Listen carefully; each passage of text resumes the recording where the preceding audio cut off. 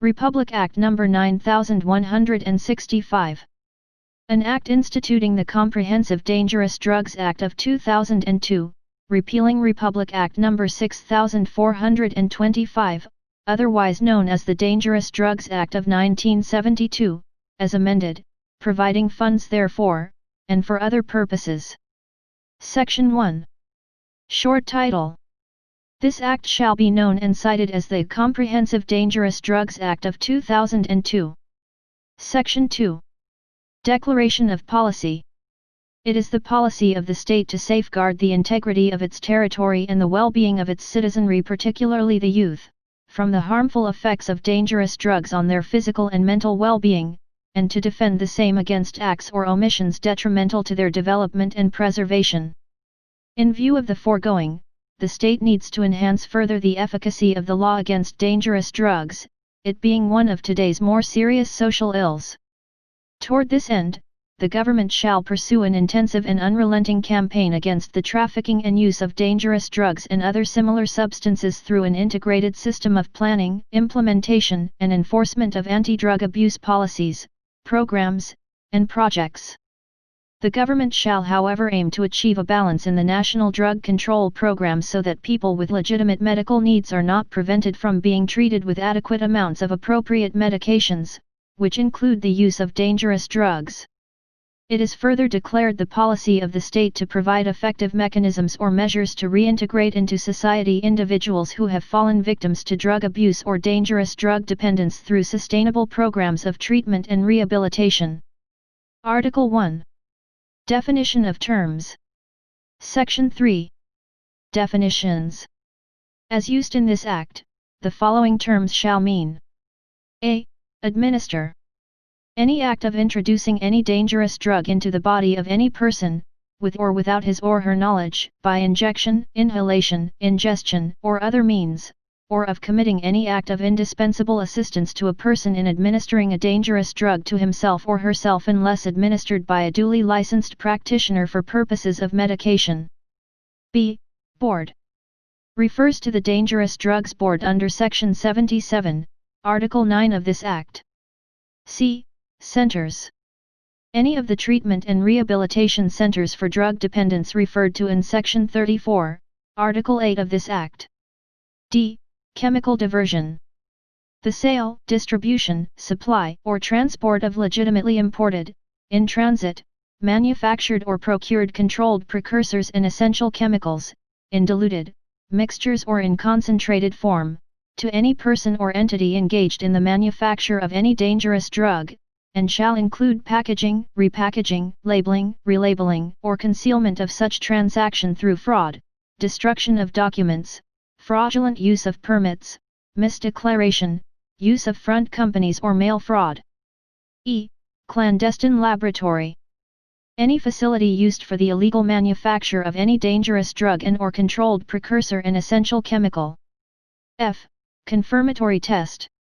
An analytical test using a device, tool, or equipment with a different chemical or physical principle that is more specific, which will validate and confirm the result of the screening test. G. Controlled delivery.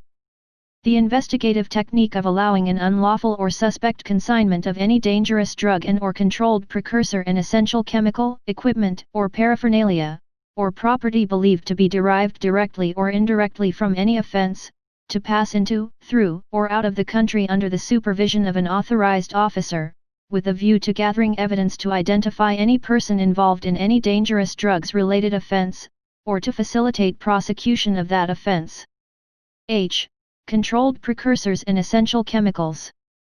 Include those listed in Tables I and II of the 1988 UN Convention against Illicit Traffic in Narcotic Drugs and Psychotropic Substances as enumerated in the attached annex, which is an integral part of this Act. I. Cultivate or culture. Any act of knowingly planting, growing, raising, or permitting the planting, growing or raising of any plant which is the source of a dangerous drug. J. Dangerous drugs. Include those listed in the schedules annexed to the 1961 Single Convention on Narcotic Drugs, as amended by the 1972 Protocol, and in the schedules annexed to the 1971 Single Convention on Psychotropic Substances as enumerated in the attached annex, which is an integral part of this Act. K. Deliver. Any act of knowingly passing a dangerous drug to another, personally or otherwise, and by any means, with or without consideration. L. Den, dive, or resort. A place where any dangerous drug and/or controlled precursor and essential chemical is administered, delivered, stored for illegal purposes, distributed, sold or used in any form. M. Dispense. Any act of giving away, selling or distributing medicine or any dangerous drug with or without the use of prescription. N. Drug dependence. As based on the World Health Organization definition, it is a cluster of physiological, behavioral, and cognitive phenomena of variable intensity, in which the use of psychoactive drug takes on a high priority, thereby involving, among others, a strong desire or a sense of compulsion to take the substance and the difficulties in controlling substance-taking behavior in terms of its onset, termination, or levels of use. O. Drug syndicate. Any organized group of two or more persons forming or joining together with the intention of committing any offense prescribed under this Act. P. Employee of den, dive, or resort. The caretaker, helper, watchman, lookout, and other persons working in the den, dive or resort, employed by the maintainer, owner, and/or operator where any dangerous drug and/or controlled precursor and essential chemical is administered, delivered, distributed, sold or used, with or without compensation, in connection with the operation thereof. Q. Financier. Any person who pays for, raises or supplies money for, or underwrites any of the illegal activities prescribed under this Act. R. Illegal trafficking. The illegal cultivation, culture, delivery, administration, dispensation, manufacture, sale, trading, transportation, distribution, importation, exportation and possession of any dangerous drug and/or controlled precursor and essential chemical. S. Instrument. Anything that is used in or intended to be used in any manner in the commission of illegal drug trafficking or related offenses. T. Laboratory equipment. The paraphernalia, apparatus, materials, or appliances when used, intended for use or designed for use in the manufacture of any dangerous drug and/or controlled precursor and essential chemical, such as reaction vessel, preparative or purifying equipment, fermenters, separatory funnel, flask, heating mantle, gas generator, or their substitute. U. Manufacture. The production, preparation, compounding, or processing of any dangerous drug and/or controlled precursor and essential chemical, either directly or indirectly or by extraction from substances of natural origin, or independently by means of chemical synthesis or by a combination of extraction and chemical synthesis, and shall include any packaging or repackaging of such substances, design or configuration of its form, or labeling or relabeling of its container, except that such terms do not include the preparation, compounding, packaging or labeling of a drug or other substances by a duly authorized practitioner as an incident to his or her administration or dispensation of such drug or substance in the course of his or her professional practice, including research, teaching, and chemical analysis of dangerous drugs or such substances that are not intended for sale or for any other purpose. V.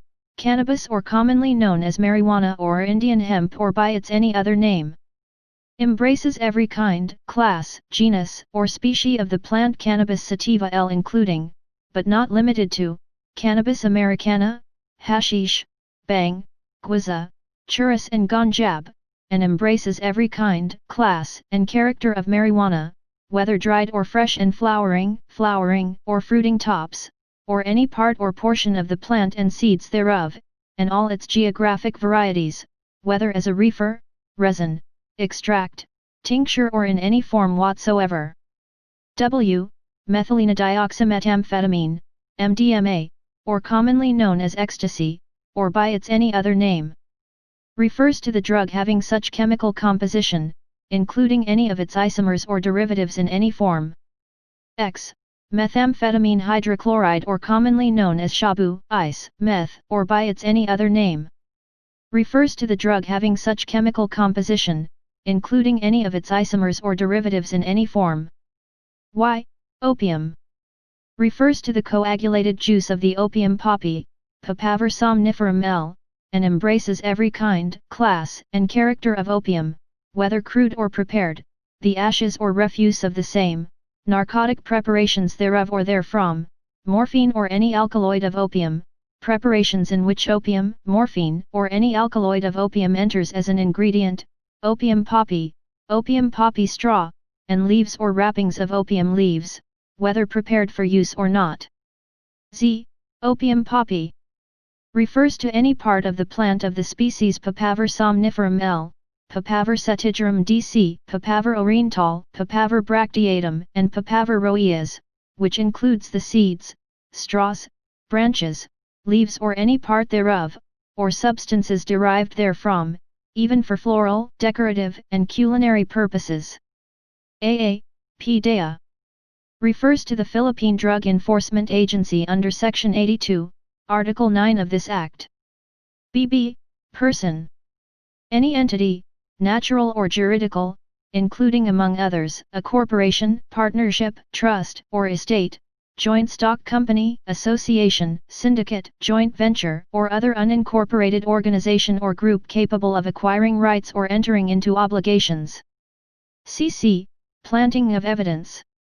The willful act by any person of maliciously and surreptitiously inserting, placing, adding, or attaching directly or indirectly, through any overt or covert act, whatever quantity of any dangerous drug and/or controlled precursor and essential chemical in the person, house, effects, or in the immediate vicinity of an innocent individual for the purpose of implicating, incriminating or imputing the commission of any violation of this Act. DD. Practitioner. Any person who is a licensed physician, dentist, chemist, medical technologist, nurse, midwife, veterinarian, or pharmacist in the Philippines. E. Protector or coddler. Any person who knowingly and willfully consents to the unlawful acts provided for in this Act and uses his or her influence, power, or position in shielding, harboring, screening or facilitating the escape of any person he or she knows, or has reasonable grounds to believe on or suspects, has violated the provisions of this Act in order to prevent the arrest, prosecution, and conviction of the violator. FF. Pusher. Any person who sells, trades, administers, dispenses, delivers, or gives away to another, on any terms whatsoever, or distributes, dispatches in transit or transports dangerous drugs or who acts as a broker in any of such transactions, in violation of this Act. GG. School. Any educational institution, private or public, undertaking educational operation for pupils or students pursuing certain studies at defined levels, receiving instructions from teachers, usually located in a building or a group of buildings in a particular physical or cyber site. HH. Screening test. A rapid test performed to establish potential or presumptive positive result. 2.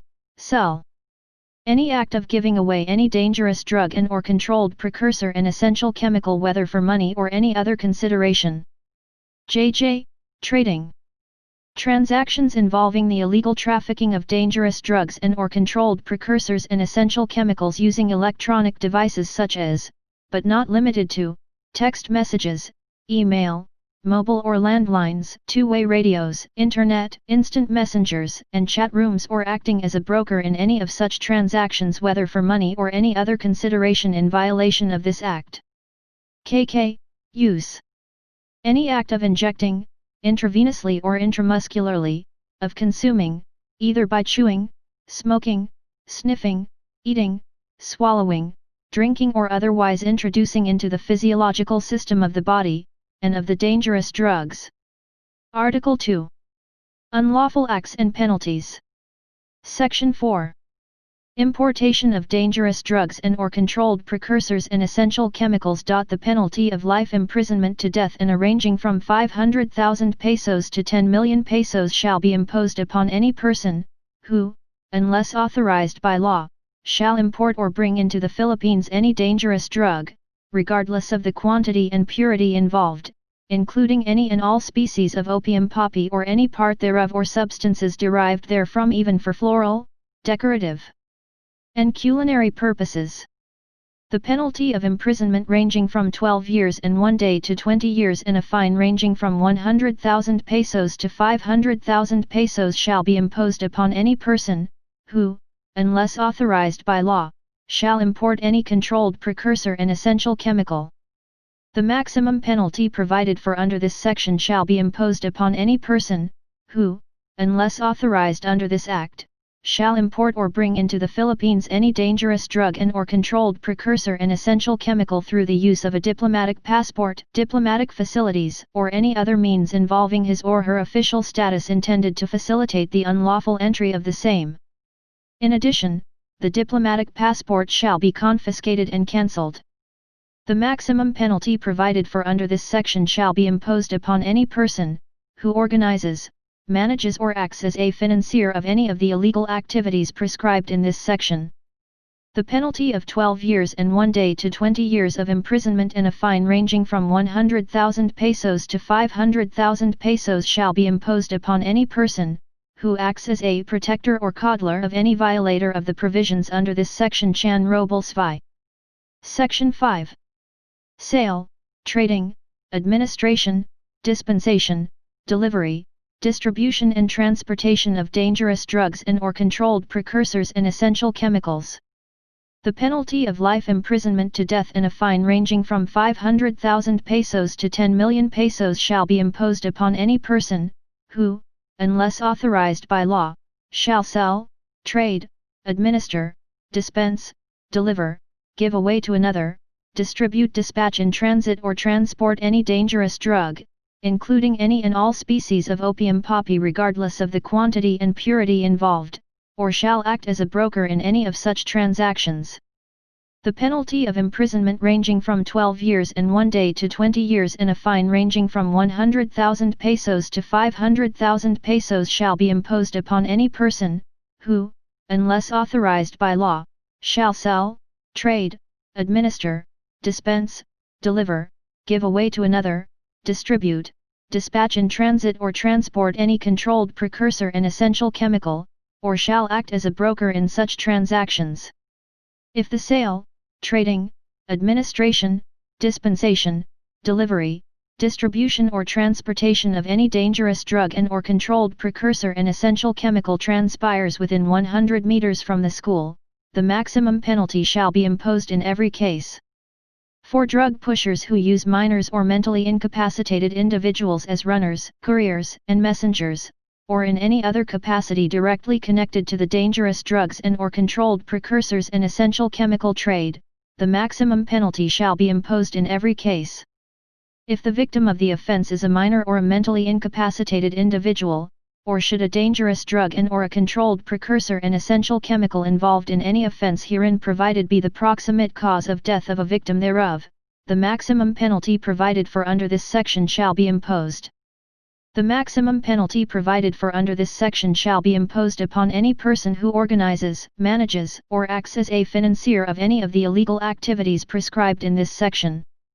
The penalty of 12 years and 1 day to 20 years of imprisonment and a fine ranging from 100,000 pesos to 500,000 pesos shall be imposed upon any person, who acts as a protector or coddler of any violator of the provisions under this section. L. Library. Section 6. Maintenance of a den, dive, or resort.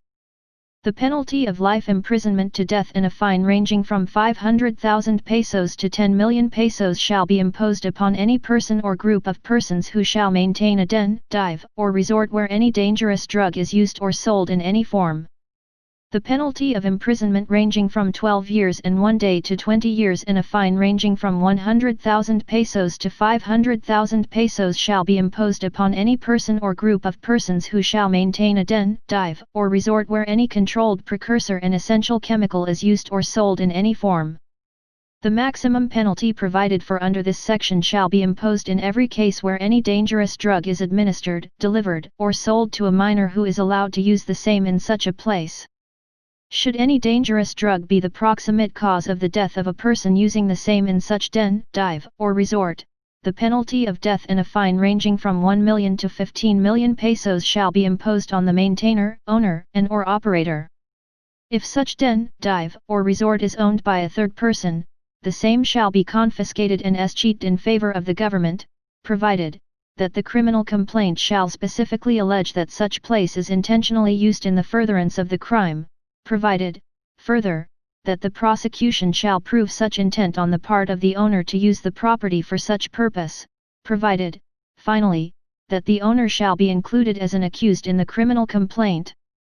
The maximum penalty provided for under this section shall be imposed upon any person who organizes, manages, or acts as a financier of any of the illegal activities prescribed in this section. The penalty 12 years and 1 day to 20 years of imprisonment and a fine ranging from 100,000 pesos to 500,000 pesos shall be imposed upon any person who acts as a protector or coddler of any violator of the provisions under this section. Library. Section 7. Employees and visitors of a den, dive, or resort. The penalty of imprisonment ranging from 12 years and 1 day to 20 years and a fine ranging from 100,000 pesos to 500,000 pesos shall be imposed upon a. Any employee of a den, dive, or resort, who is aware of the nature of the place as such, and b. Any person who, not being included in the provisions of the next preceding paragraph, is aware of the nature of the place as such and shall knowingly visit the same. Section 8. Manufacture of dangerous drugs and or controlled precursors and essential chemicals. The penalty of life imprisonment to death and a fine ranging 500,000 pesos to 10 million pesos shall be imposed upon any person who, unless authorized by law, shall engage in the manufacture of any dangerous drug. The penalty of imprisonment ranging from 12 years and 1 day to 20 years and a fine ranging from 100,000 pesos to 500,000 pesos shall be imposed upon any person who, unless authorized by law, shall manufacture any controlled precursor and essential chemical. The presence of any controlled precursor and essential chemical or laboratory equipment in the clandestine laboratory is a prima facie proof of manufacture of any dangerous drug. It shall be considered an aggravating circumstance if the clandestine laboratory is undertaken or established under the following circumstances. A. Any phase of the manufacturing process was conducted in the presence or with the help of minor or s. B. Any phase or manufacturing process was established or undertaken within 100 meters of a residential, business, church or school premises. C. Any clandestine laboratory was secured or protected with booby traps. D.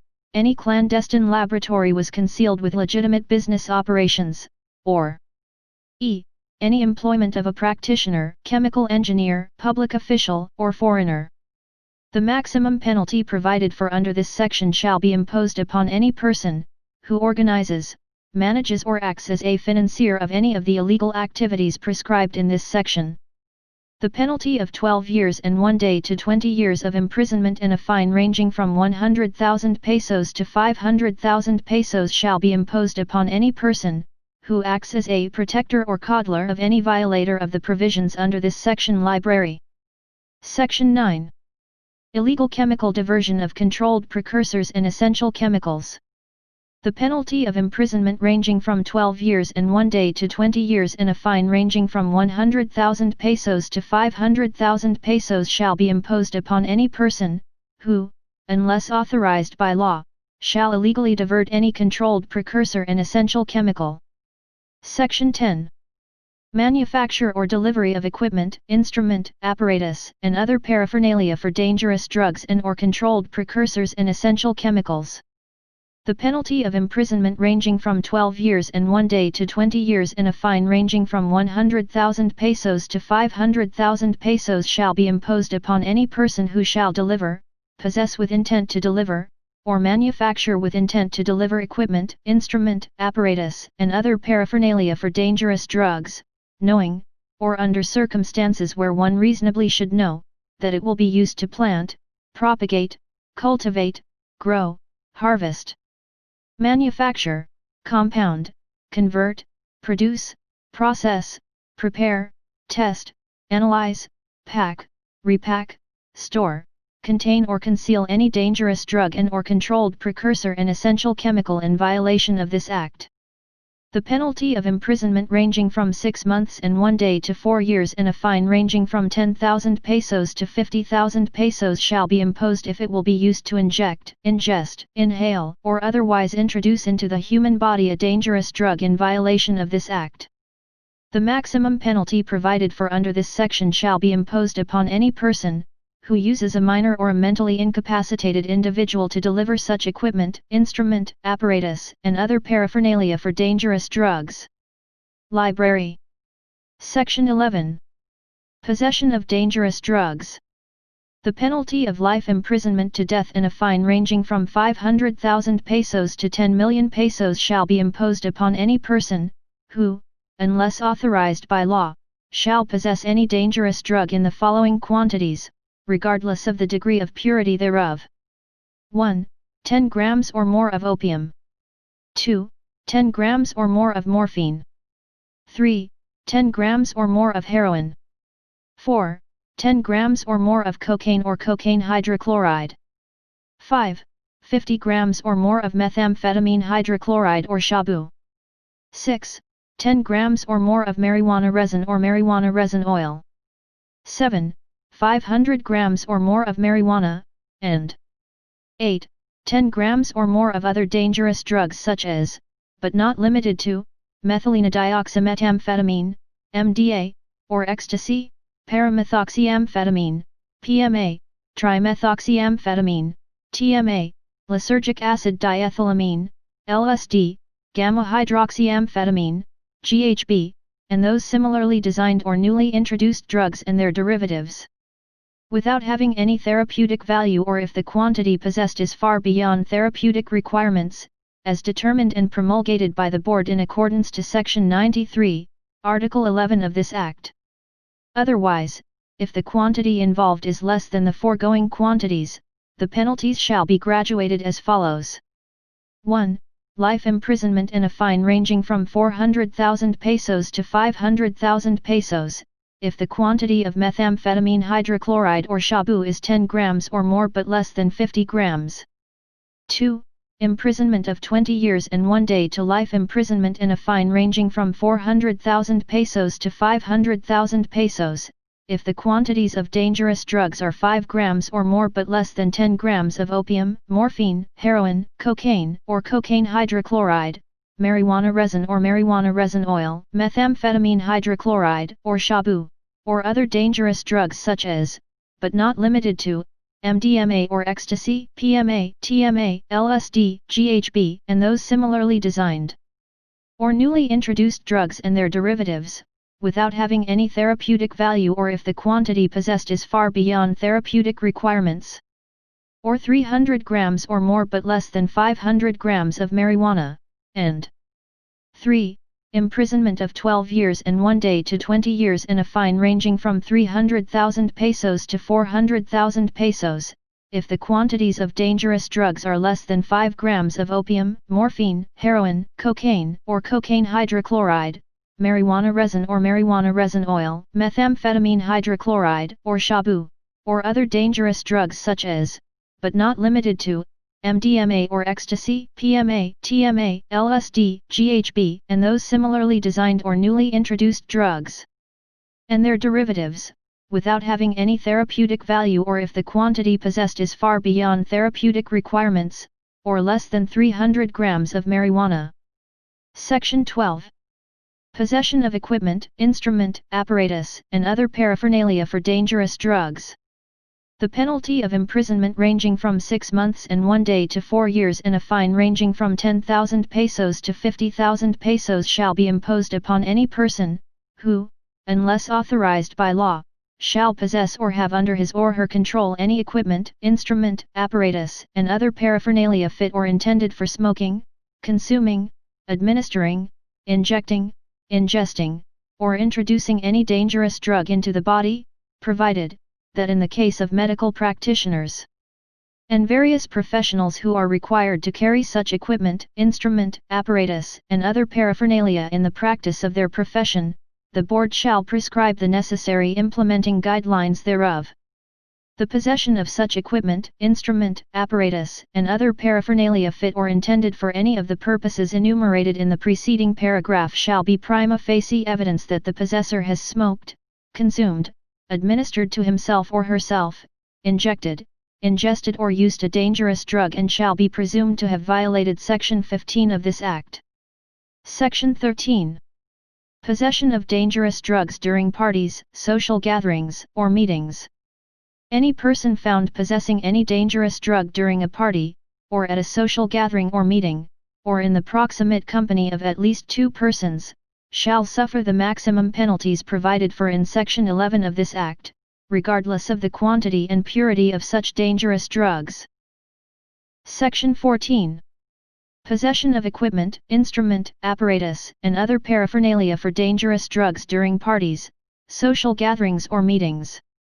The maximum penalty provided for in Section 12 of this Act shall be imposed upon any person, who shall possess or have under his or her control any equipment, instrument, apparatus, and other paraphernalia fit or intended for smoking, consuming, administering, injecting, ingesting, or introducing any dangerous drug into the body during parties, social gatherings, or meetings, or in the proximate company of at least 2 persons. Section 15. Use of dangerous drugs. A person apprehended or arrested, who is found to be positive for use of any dangerous drug, after a confirmatory test, shall be imposed a penalty of a minimum of 6 months rehabilitation in a government center for the first offense, subject to the provisions of Article 8 of this Act. If apprehended using any dangerous drug for the second time, he or she shall suffer the penalty of imprisonment ranging from 6 years and 1 day to 12 years and a fine ranging from 50,000 pesos to 200,000 pesos, provided that this section shall not be applicable where the person tested is also found to have in his or her possession such quantity of any dangerous drug provided for under Section 11 of this Act, in which case the provisions stated therein shall apply. Section 16. Cultivation or culture of plants classified as dangerous drugs or are sources thereof.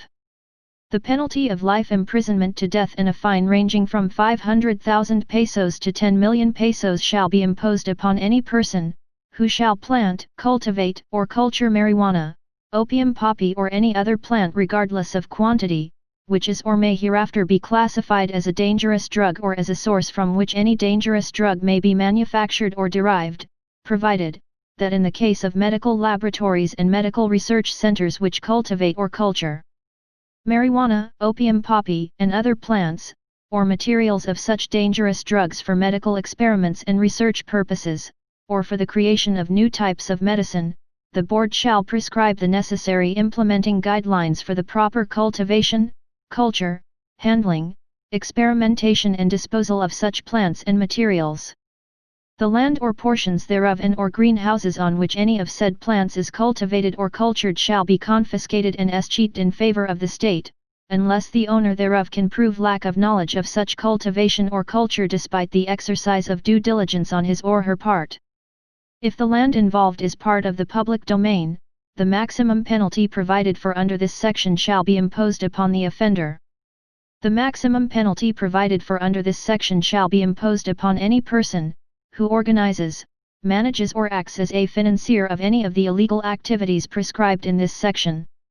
The penalty of 12 years and 1 day to 20 years of imprisonment and a fine ranging from 100,000 pesos to 500,000 pesos shall be imposed upon any person who acts as a protector or coddler of any violator of the provisions under this section. Library.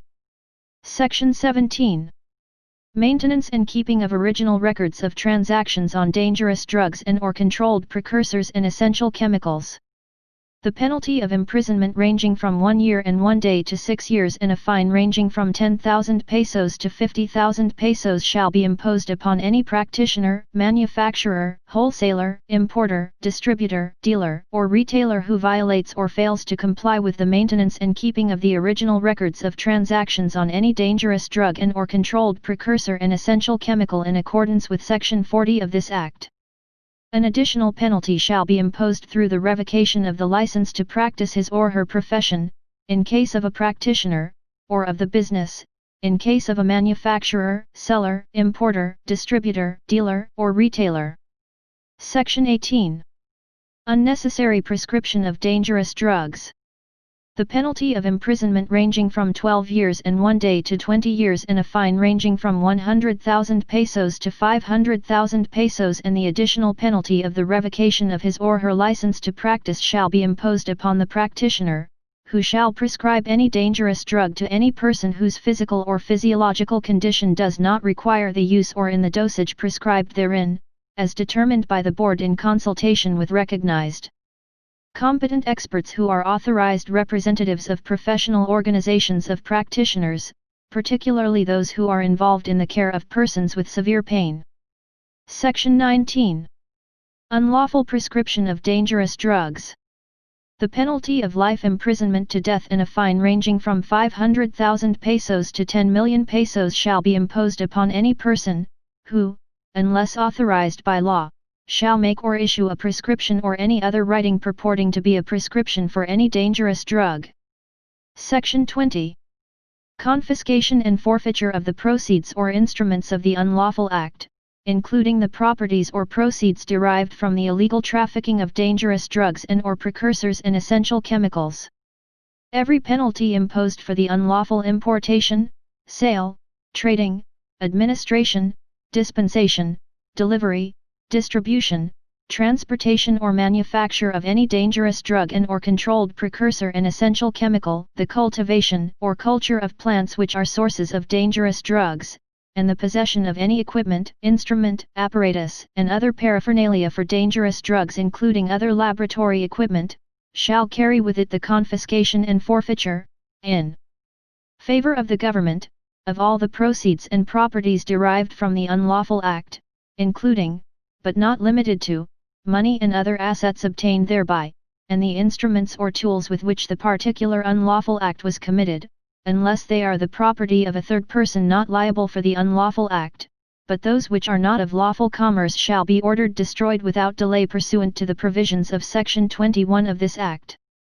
After conviction in the regional trial court in the appropriate criminal case filed, the court shall immediately schedule a hearing for the confiscation and forfeiture of all the proceeds of the offense and all the assets and properties of the accused either owned or held by him or in the name of some other persons if the same shall be found to be manifestly out of proportion to his or her lawful income, provided, however, that if the forfeited property is a vehicle, the same shall be auctioned off not later than 5 days upon order of confiscation or forfeiture.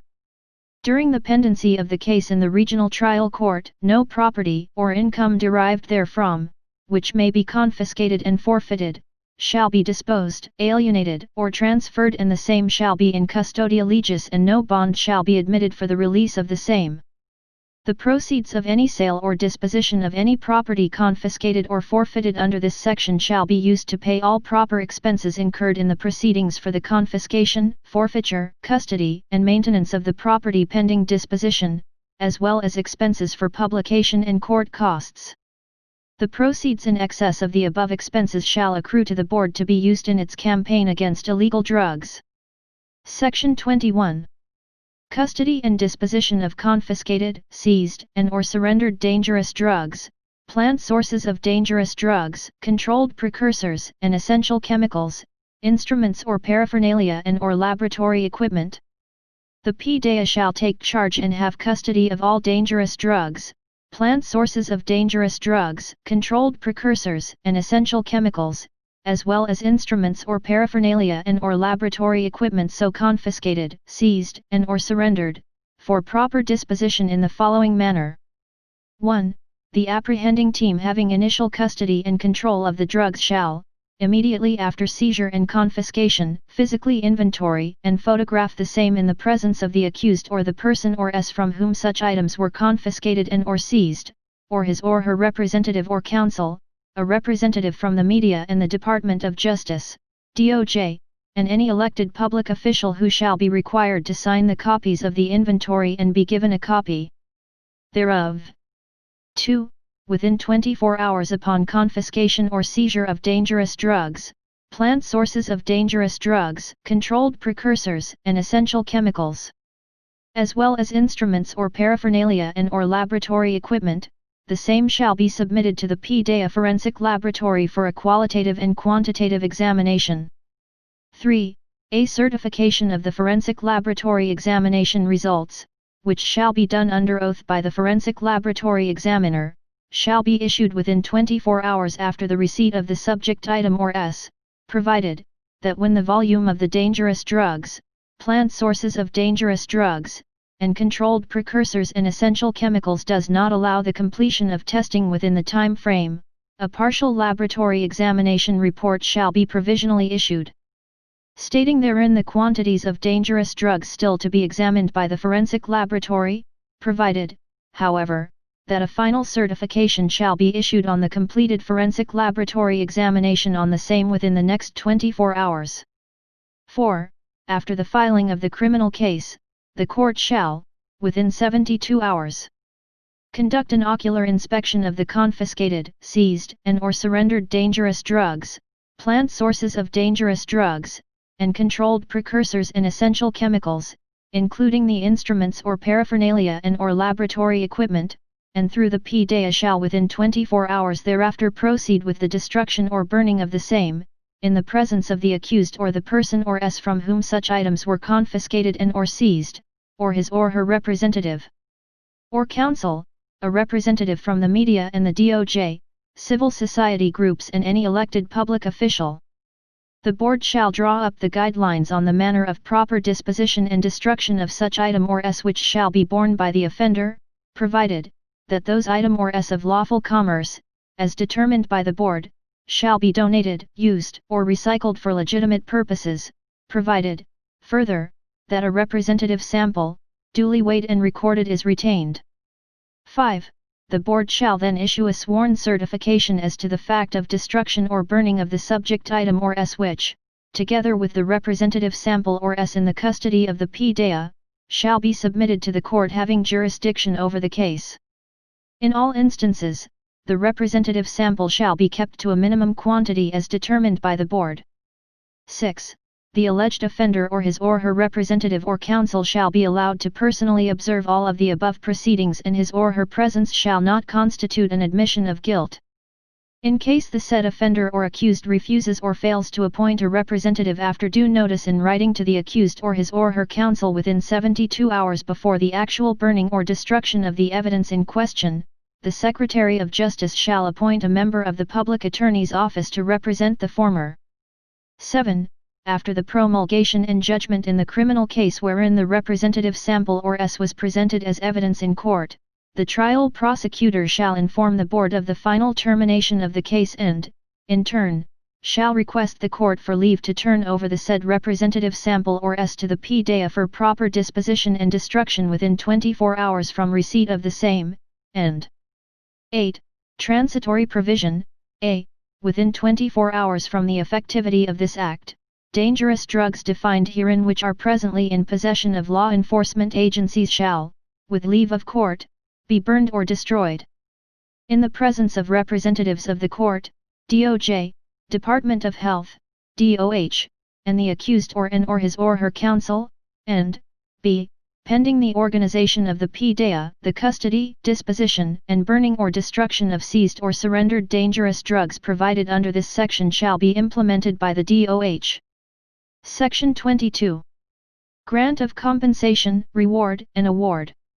The board shall recommend to the concerned government agency the grant of compensation, reward, and award to any person providing information and to law enforcers participating in the operation, which results in the successful confiscation, seizure, or surrender of dangerous drugs, plant sources of dangerous drugs, and controlled precursors and essential chemicals.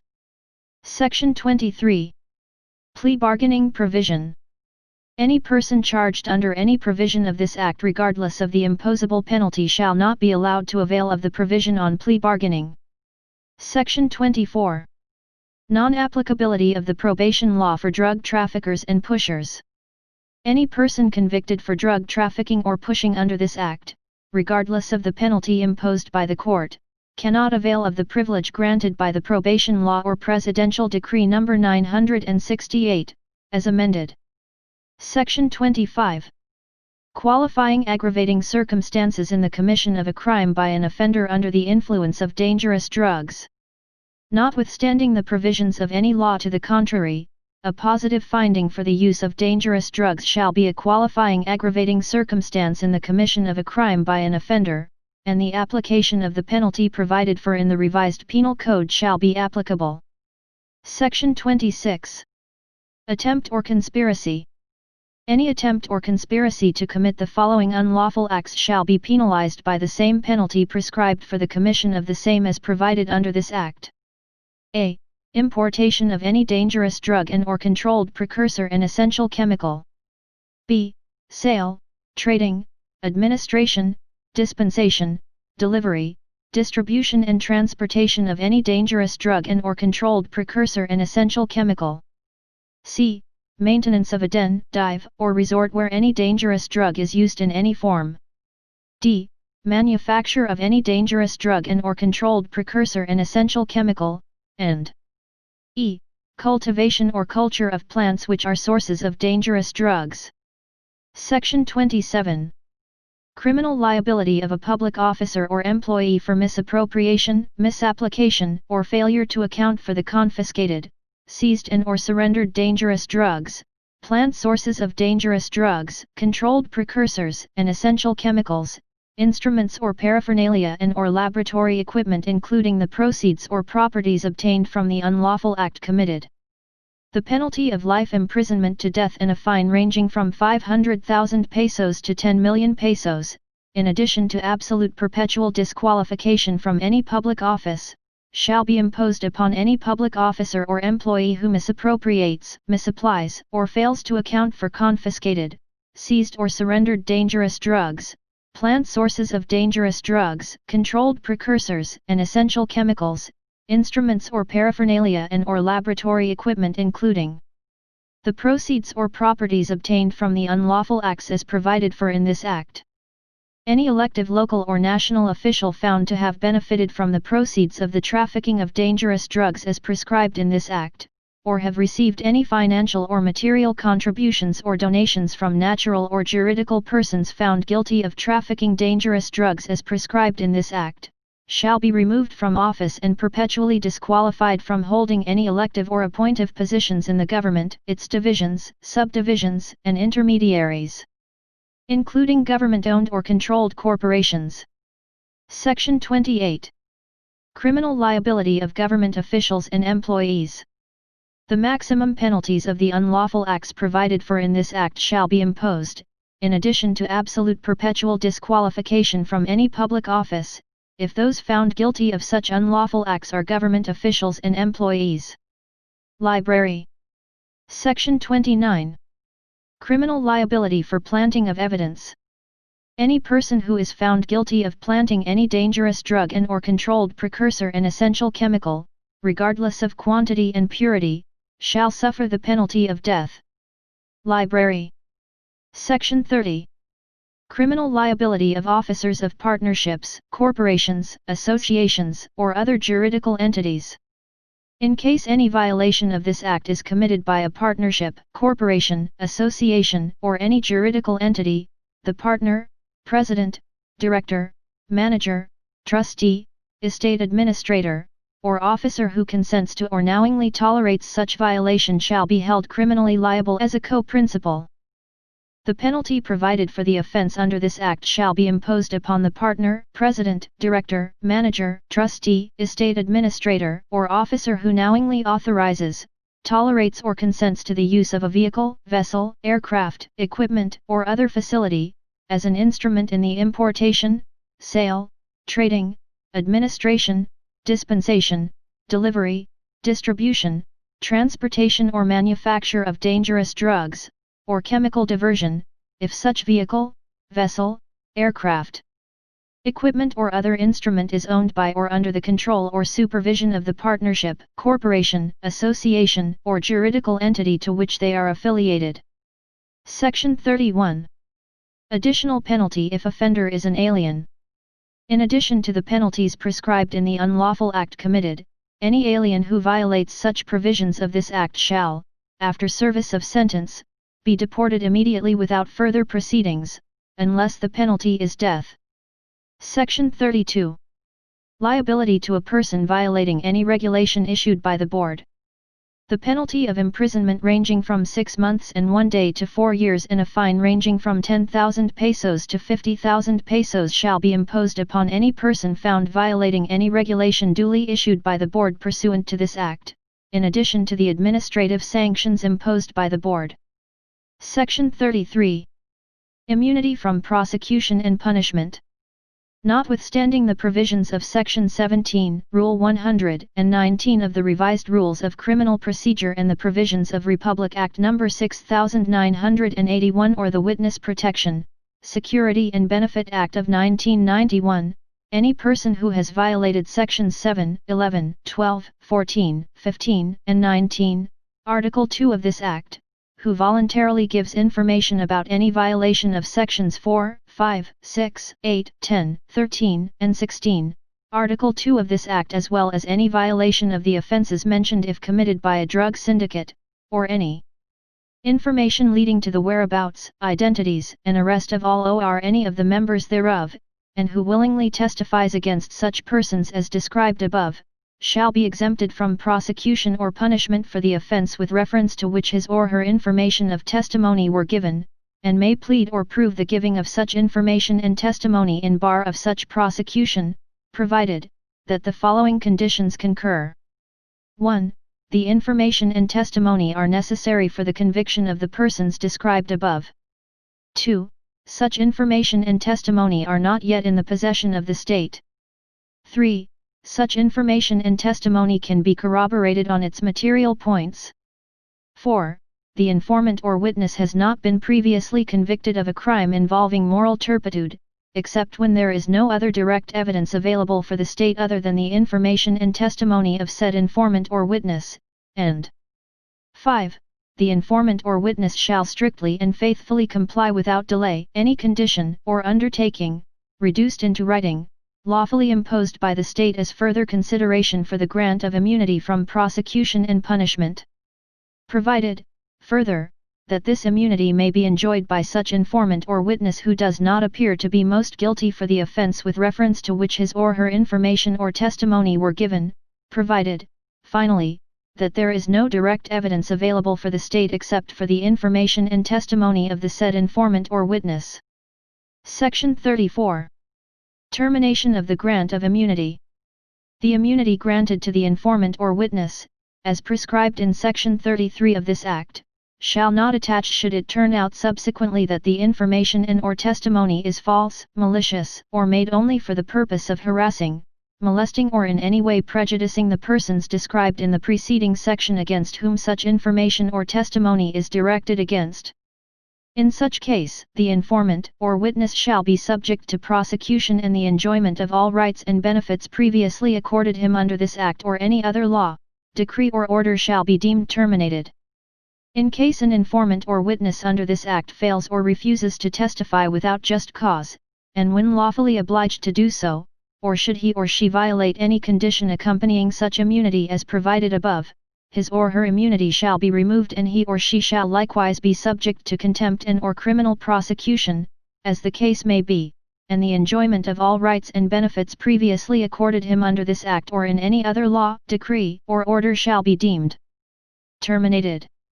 In case the informant or witness referred to under this Act falls under the applicability of this section hereof, such individual cannot avail of the provisions under Article 8 of this Act.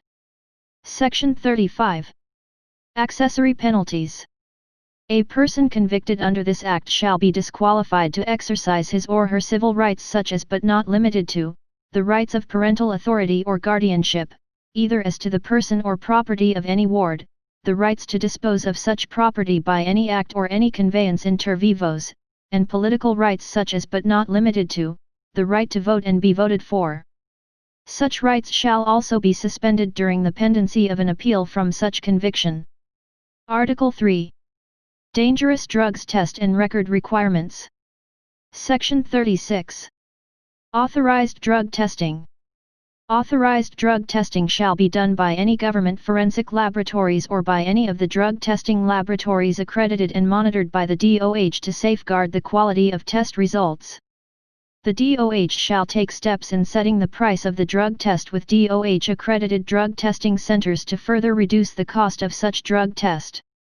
The drug testing shall employ, among others, 2 testing methods, the screening test which will determine the positive result as well as the type of the drug used and the confirmatory test which will confirm a positive screening test. Drug test certificates issued by accredited drug testing centers shall be valid for a 1-year period from the date of issue which may be used for other purposes. The following shall be subjected to undergo drug testing. A. Applicants for driver's license. No driver's license shall be issued or renewed to any person unless he or she presents a certification that he or she has undergone a mandatory drug test and indicating thereon that he or she is free from the use of dangerous drugs. B. Applicants for firearms license and for permit to carry firearms outside of residence. All applicants for firearms license and permit to carry firearms outside of residence shall undergo a mandatory drug test to ensure that they are free from the use of dangerous drugs, provided that all persons who by the nature of their profession carry firearms shall undergo drug testing. C. Students of secondary and tertiary schools. Students of secondary and tertiary schools shall, pursuant to the related rules and regulations as contained in the school's student handbook and with notice to the parents, undergo a random drug testing, provided that all drug testing expenses whether in public or private schools under this section will be borne by the government. D. Officers and employees of public and private offices. Officers and employees of public and private offices, whether domestic or overseas, shall be subjected to undergo a random drug test as contained in the company's work rules and regulations, which shall be borne by the employer, for purposes of reducing the risk in the workplace. Any officer or employee found positive for use of dangerous drugs shall be dealt with administratively, which shall be a ground for suspension or termination, subject to the provisions of Article 282 of the Labor Code and pertinent provisions of the Civil Service Law. E. Officers and members of the military, police and other law enforcement agencies. Officers and members of the military, police and other law enforcement agencies shall undergo an annual mandatory drug test. F. All persons charged before the prosecutor's office with a criminal offense having an imposable penalty of imprisonment of not less than 6 years and 1 day shall have to undergo a mandatory drug test, and G. All candidates for public office whether appointed or elected both in the national or local government shall undergo a mandatory drug test. In addition to the above stated penalties in this section, those found to be positive for dangerous drugs use shall be subject to the provisions of Section 15 of this Act. Section 37. Issuance of false or fraudulent drug test results. Any person authorized, licensed, or accredited under this Act and its implementing rules to conduct drug examination or test, who issues false or fraudulent drug test results knowingly, willfully, or through gross negligence, shall suffer the penalty of imprisonment ranging from 6 years and 1 day to 12 years and a fine ranging from 100,000 pesos to 500,000 pesos. An additional penalty shall be imposed through the revocation of the license to practice his or her profession in case of a practitioner, and the closure of the drug testing center. Section 38. Laboratory examination or test on apprehended or arrested offenders. Subject to Section 15 of this Act, any person apprehended or arrested for violating the provisions of this Act shall be subjected to screening laboratory examination or test within 24 hours, if the apprehending or arresting officer has reasonable ground to believe that the person apprehended or arrested, on account of physical signs or symptoms or other visible or outward manifestation, is under the influence of dangerous drugs. If found to be positive, the results of the screening laboratory examination or test shall be challenged within 15 days after receipt of the result through a confirmatory test conducted in any accredited analytical laboratory equipment with a gas chromatograph or mass spectrometry equipment or some such modern and accepted method. If confirmed, the same shall be prima facie evidence that such person has used dangerous drugs, which is without prejudice for the prosecution for other violations of the provisions of this Act, provided that a positive screening laboratory test must be confirmed for it to be valid in a court of law. Section 39. Accreditation of drug testing centers and physicians. The DOH shall be tasked to license and accredit drug testing centers in each province and city in order to assure their capacity, competence, integrity, and stability to conduct the laboratory examinations and tests provided in this article, and appoint such technical and other personnel as may be necessary for the effective implementation of this provision. The DOH shall also accredit physicians who shall conduct the drug dependency examination of a drug dependent as well as the aftercare and follow-up program for the said drug dependent. There shall be a control regulations, licensing and accreditation division under the supervision of the DOH for this purpose. For this purpose, the DOH shall establish, operate, and maintain drug testing centers in government hospitals, which must be provided at least with basic technologically advanced equipment and materials, in order to conduct the laboratory examination and tests herein provided, and appoint such qualified and duly trained technical and other personnel as may be necessary for the effective implementation of this provision. Section 40. Records required for transactions on dangerous drug and precursors and essential chemicals. A. Every pharmacist dealing in dangerous drugs and/or controlled precursors and essential chemicals shall maintain and keep an original record of sales, purchases, acquisitions, and deliveries of dangerous drugs, indicating therein the following information. 1. License number and address of the pharmacist. 2. Name, address and license of the manufacturer, importer, or wholesaler from whom the dangerous drugs have been purchased. 3. Quantity and name of the dangerous drugs purchased or acquired. 4. Date of acquisition or purchase. 5. Name, address and community tax certificate number of the buyer. 6. Serial number of the prescription and the name of the physician, dentist, veterinarian, or practitioner issuing the same. 7. Quantity and name of the dangerous drugs sold or delivered, and 8. Date of sale or delivery. A certified true copy of such record covering a period of 6 months, duly signed by the pharmacist or the owner of the drugstore, pharmacy, or chemical establishment, shall be forwarded to the board within 15 days following the last day of June and December of each year, with a copy thereof furnished the city or municipal health officer concerned. B. A physician, dentist, veterinarian, or practitioner authorized to prescribe any dangerous drug shall issue the prescription therefor in 1 original and 2 duplicate copies. The original, after the prescription has been filled, shall be retained by the pharmacist for a period of 1 year from the date of sale or delivery of such drug. 1 copy shall be retained by the buyer or by the person to whom the drug is delivered until such drug is consumed, while the 2nd copy shall be retained by the person issuing the prescription.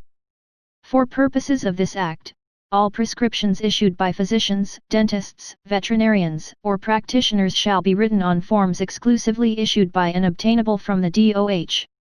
Such forms shall be made of a special kind of paper and shall be distributed in such quantities and contain such information and other data as the DOH may, by rules and regulations, require.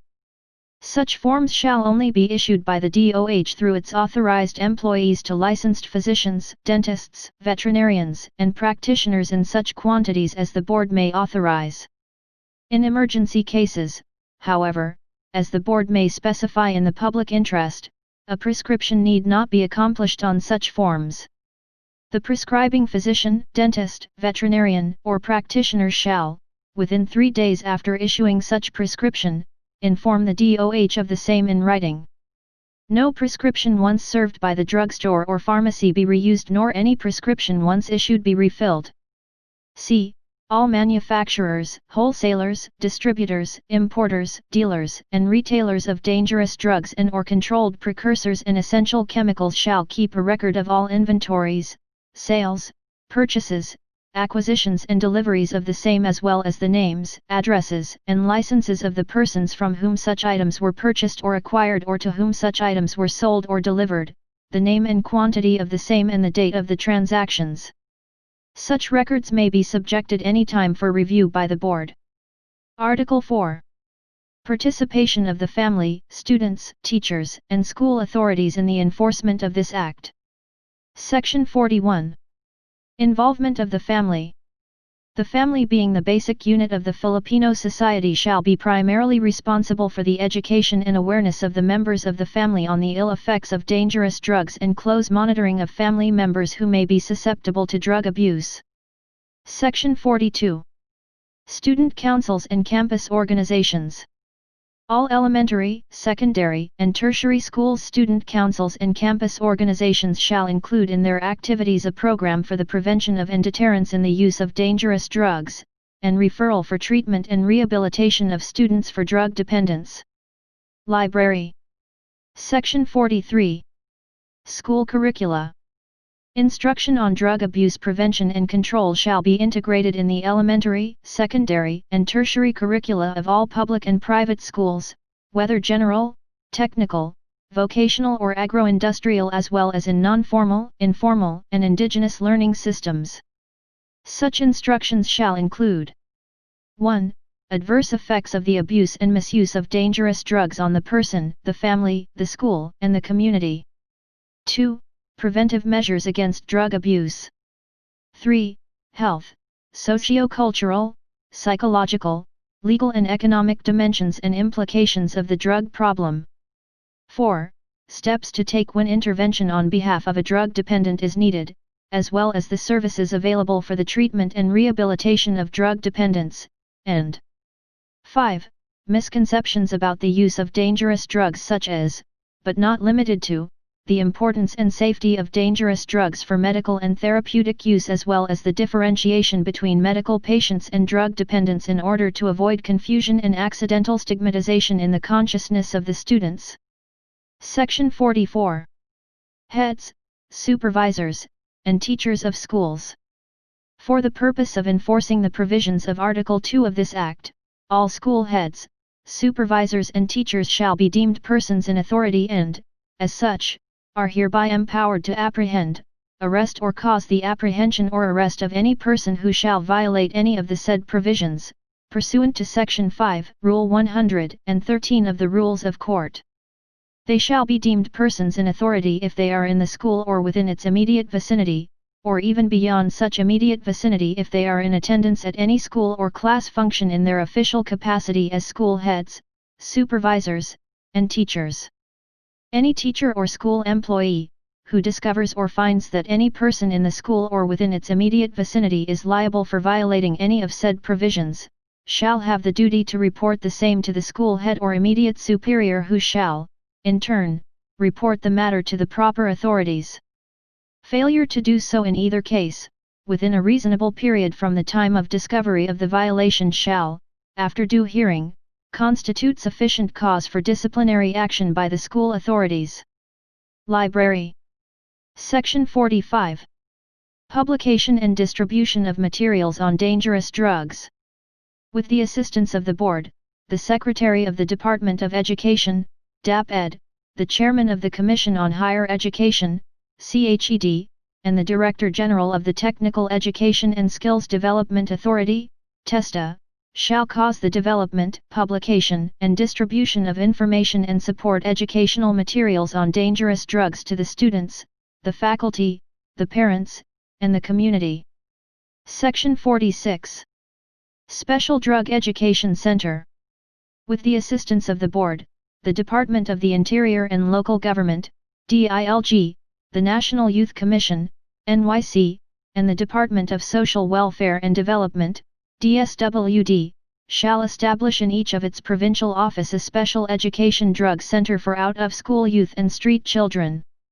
Such center, which shall be headed by the provincial social welfare development officer, shall sponsor drug prevention programs and activities and information campaigns with the end in view of educating the out-of-school youth and street children regarding the pernicious effects of drug abuse. The programs initiated by the center shall likewise be adopted in all public and private orphanage and existing special centers for street children. Article 5. Promotion of a national drug-free workplace program with the participation of private and labor sectors and the Department of Labor and Employment. Section 47. Drug-free workplace. It is deemed a policy of the state to promote drug-free workplaces using a tripartite approach. With the assistance of the Board, the Department of Labor and Employment, DOLE, shall develop, promote, and implement a national drug abuse prevention program in the workplace to be adopted by private companies with 10 or more employees. Such program shall include the mandatory drafting and adoption of company policies against drug use in the workplace in close consultation and coordination with the DOLE, labor and employer organizations, human resource development managers and other such private sector organizations. Library. Section 48. Guidelines for the National Drug-Free Workplace Program. The Board and the DOLE shall formulate the necessary guidelines for the implementation of the National Drug-Free Workplace Program. The amount necessary for the implementation of which shall be included in the Annual General Appropriations Act. Article 6. Participation of the private and labor sectors in the enforcement of this Act. Section 49. Labor organizations in the private sector. All labor unions, federations, associations, or organizations in cooperation with the respective private sector partners shall include in their collective bargaining or any similar agreements, joint continuing programs and information campaigns for the laborers similar to the programs provided under Section 47 of this Act with the end in view of achieving a drug-free workplace. Library. Section 50. Government assistance. The labor sector and the respective partners may, in pursuit of the programs mentioned in the preceding section, secure the technical assistance, such as but not limited to, seminars and information dissemination campaigns of the appropriate government and law enforcement agencies. Article 7. Participation of local government units. Section 51. Local government units assistance. Local government units shall appropriate a substantial portion of their respective annual budgets to assist in or enhance the enforcement of this Act, giving priority to preventive or educational programs and the rehabilitation or treatment of drug dependents. Section 52. Abatement of drug-related public nuisances. Any place or premises which have been used on 2 or more occasions as the site of the unlawful sale or delivery of dangerous drugs may be declared to be a public nuisance, and such nuisance may be abated, pursuant to the following procedures. 1. Any city or municipality may, by ordinance, create an administrative board to hear complaints regarding the nuisances. 2. Any employee, officer, or resident of the city or municipality may bring a complaint before the board after giving not less than 3 days written notice of such complaint to the owner of the place or premises at his or her last known address, and 3. After hearing in which the board may consider any evidence, including evidence of the general reputation of the place or premises, and at which the owner of the premises shall have an opportunity to present evidence in his or her defense, the board may declare the place or premises to be a public nuisance. Section 53. Effect of board declaration. If the board declares a place or premises to be a public nuisance, it may declare an order immediately prohibiting the conduct, operation, or maintenance of any business or activity on the premises which is conducive to such nuisance. An order entered under this section shall expire after 1 year or at such earlier time as stated in the order. The board may bring a complaint seeking a permanent injunction against any nuisance described under this section. This article does not restrict the right of any person to proceed under the Civil Code against any public nuisance. Article 8. Program for Treatment and Rehabilitation of Drug Dependents. Section 54.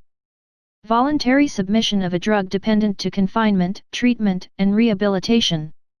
A drug dependent or any person who violates Section 15 of this Act may, by himself or herself or through his or her parent, spouse, guardian, or relative within the 4th degree of consanguinity or affinity, apply to the board or its duly recognized representative for treatment and rehabilitation of the drug dependency. Upon such application, the board shall bring forth the matter to the court, which shall order that the applicant be examined for drug dependency. If the examination by a DOH accredited physician results in the issuance of a certification that the applicant is a drug dependent, he or she shall be ordered by the court to undergo treatment and rehabilitation in a center designated by the board for a period of not less than 6 months, provided that a drug dependent may be placed under the care of a DOH accredited physician where there is no center near or accessible to the residence of the drug dependent or where said drug dependent is. below 18 years of age and is a first-time offender, and non-confinement in a center will not pose a serious danger to his or her family or the community. Confinement in a center for treatment and rehabilitation shall not exceed 1 year, after which time the court, as well as the board, shall be apprised by the head of the treatment and rehabilitation center of the status of said drug dependent and determine whether further confinement will be for the welfare of the drug dependent and his or her family or the community.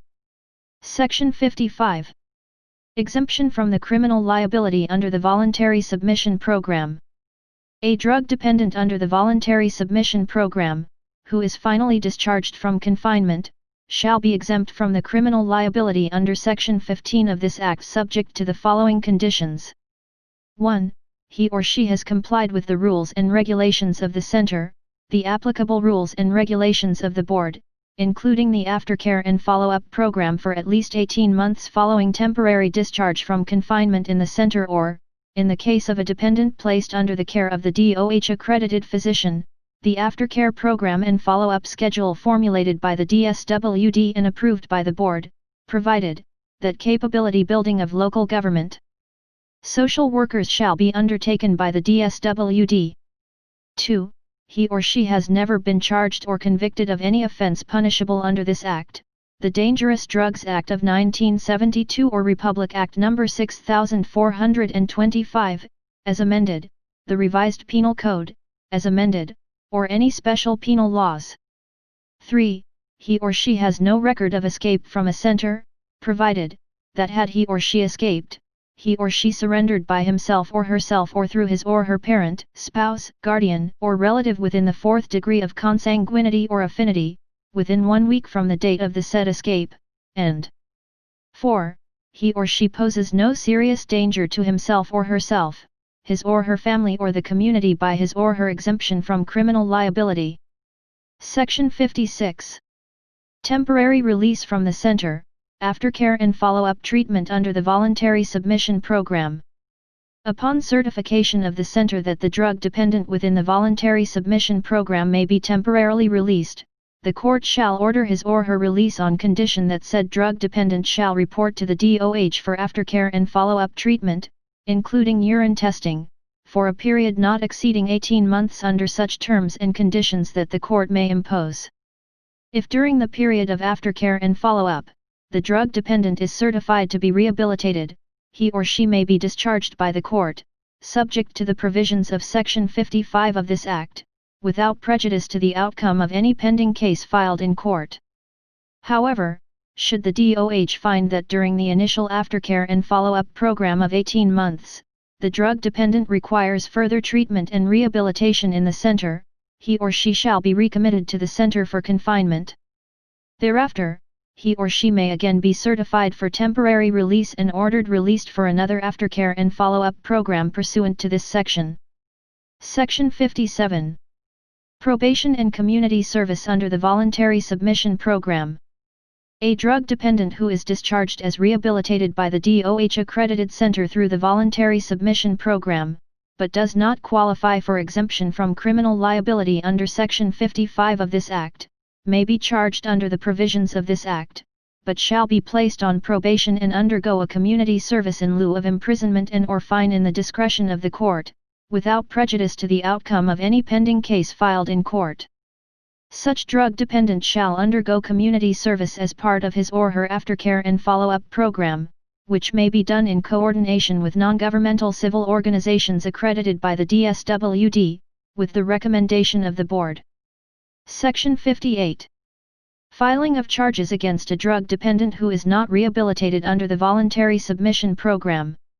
A drug dependent, who is not rehabilitated after the second commitment to the center under the Voluntary Submission Program, shall, upon recommendation of the board, be charged for violation of Section 15 of this Act and prosecuted like any other offender. If convicted, he or she shall be credited for the period of confinement and rehabilitation in the center in the service of his or her sentence. Section 59. Escape and recommitment for confinement and rehabilitation under the Voluntary Submission Program.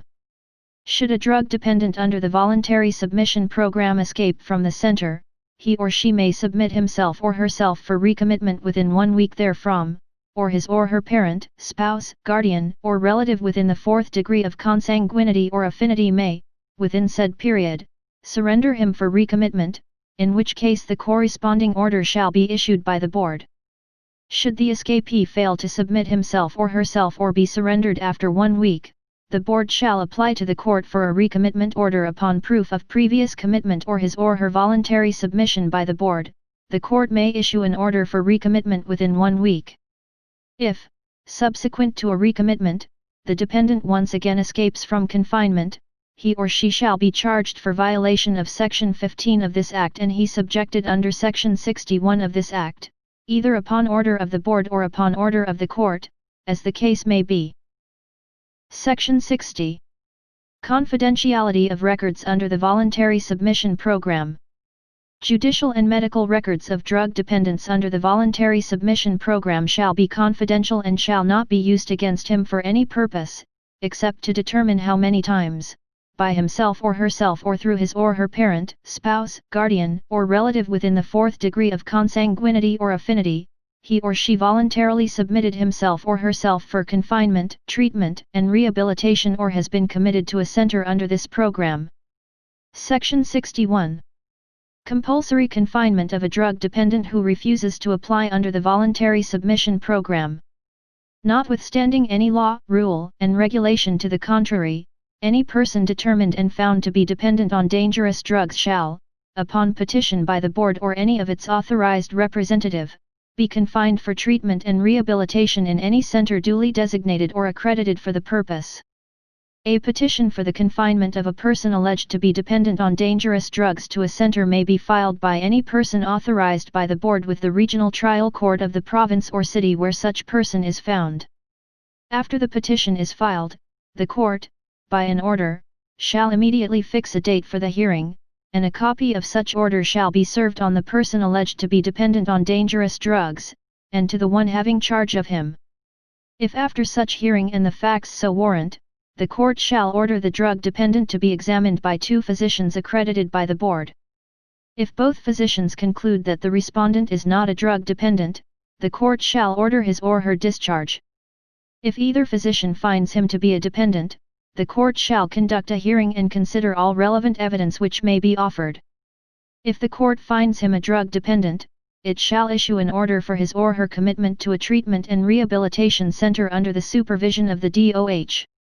In any event, the order of discharge or order of confinement or commitment shall be issued not later than 15 days from the filing of the appropriate petition. Section 62.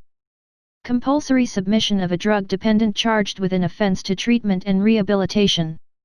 If a person charged with an offense where the imposable penalty is imprisonment of less than 6 years and 1 day, and is found by the prosecutor or by the court, at any stage of the proceedings, to be a drug dependent, the prosecutor or the court as the case may be, shall suspend all further proceedings and transmit copies of the record of the case to the Board. In the event the Board determines, after medical examination, that public interest requires that such drug dependent be committed to a center for treatment and rehabilitation, it shall file a petition for his or her commitment with the regional trial court of the province or city where he or she is being investigated or tried, provided that where a criminal case is pending in court, such petition shall be filed in the said court. The court shall take judicial notice of the prior proceedings in the case and shall proceed to hear the petition. If the court finds him to be a drug dependent, it shall order his or her commitment to a center for treatment and rehabilitation. The head of said center shall submit to the court every 4 months, or as often as the court may require, a written report on the progress of the treatment. If the dependent is rehabilitated, as certified by the center and the Board, he or she shall be returned to the court, which committed him, for his or her discharge therefrom. Thereafter, his or her prosecution for any offense punishable by law shall be instituted or shall continue, as the case may be. In case of conviction, the judgment shall, if the accused is certified by the Treatment and Rehabilitation Center to have maintained good behavior, indicate that he or she shall be given full credit for the period he or she was confined in the center, provided, however, that when the offense is for violation of Section 15 of this Act and the accused is not a recidivist, the penalty thereof shall be deemed to have been served in the center upon his or her release therefrom after certification by the center and the board that he or she is rehabilitated. Section 63. Prescription of the offense charged against a drug dependent under the Compulsory Submission Program. The period of prescription of the offense charged against a drug dependent under the Compulsory Submission Program shall not run during the time that the drug dependent is under confinement in a center or otherwise under the treatment and rehabilitation program approved by the board.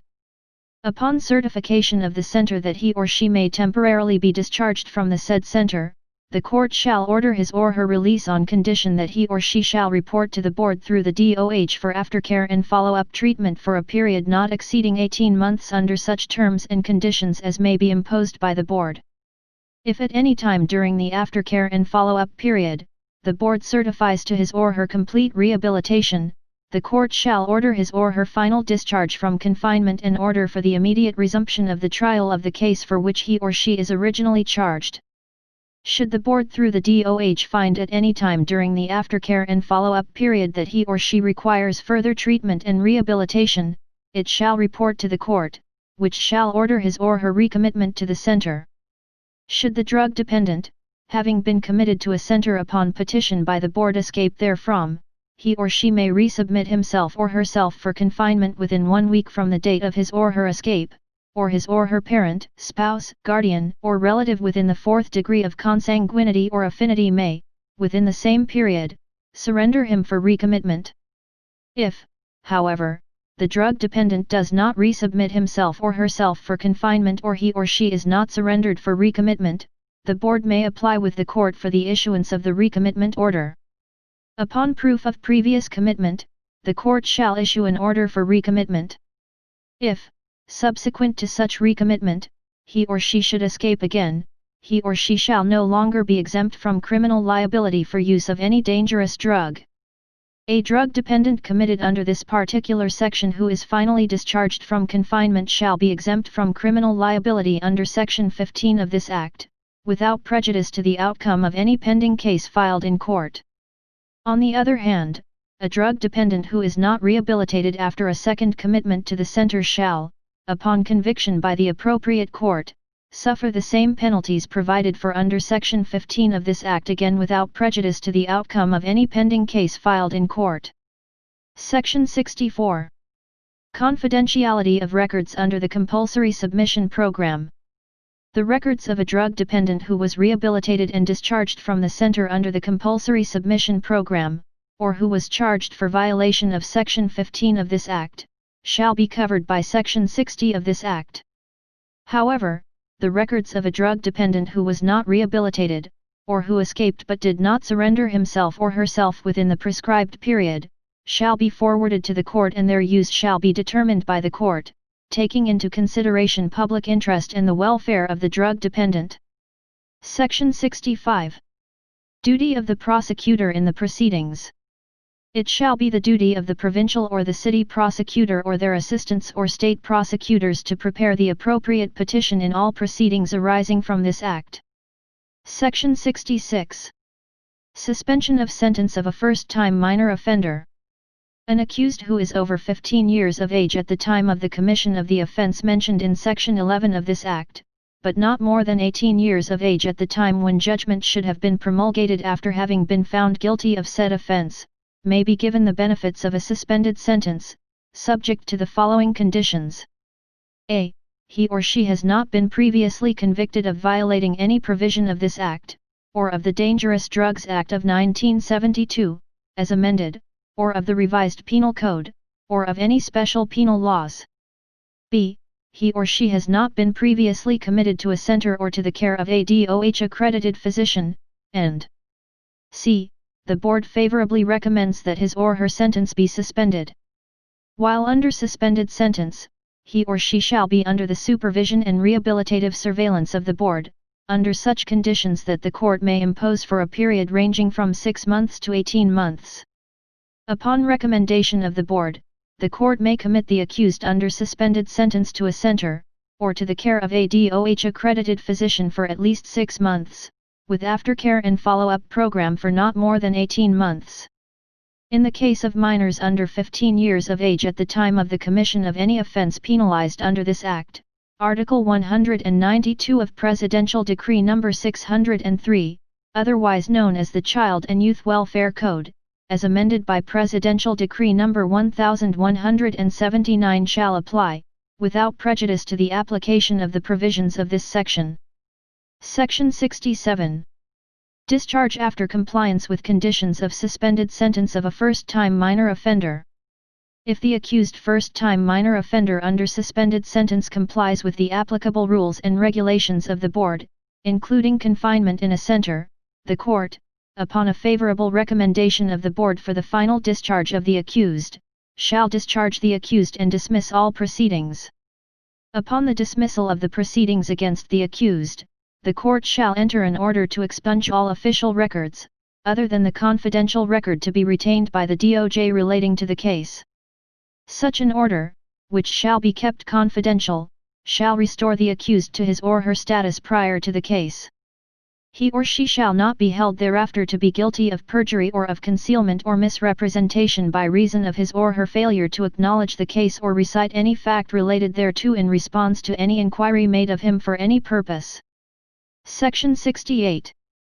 Privilege of suspended sentence to be availed of only once by a first-time minor offender.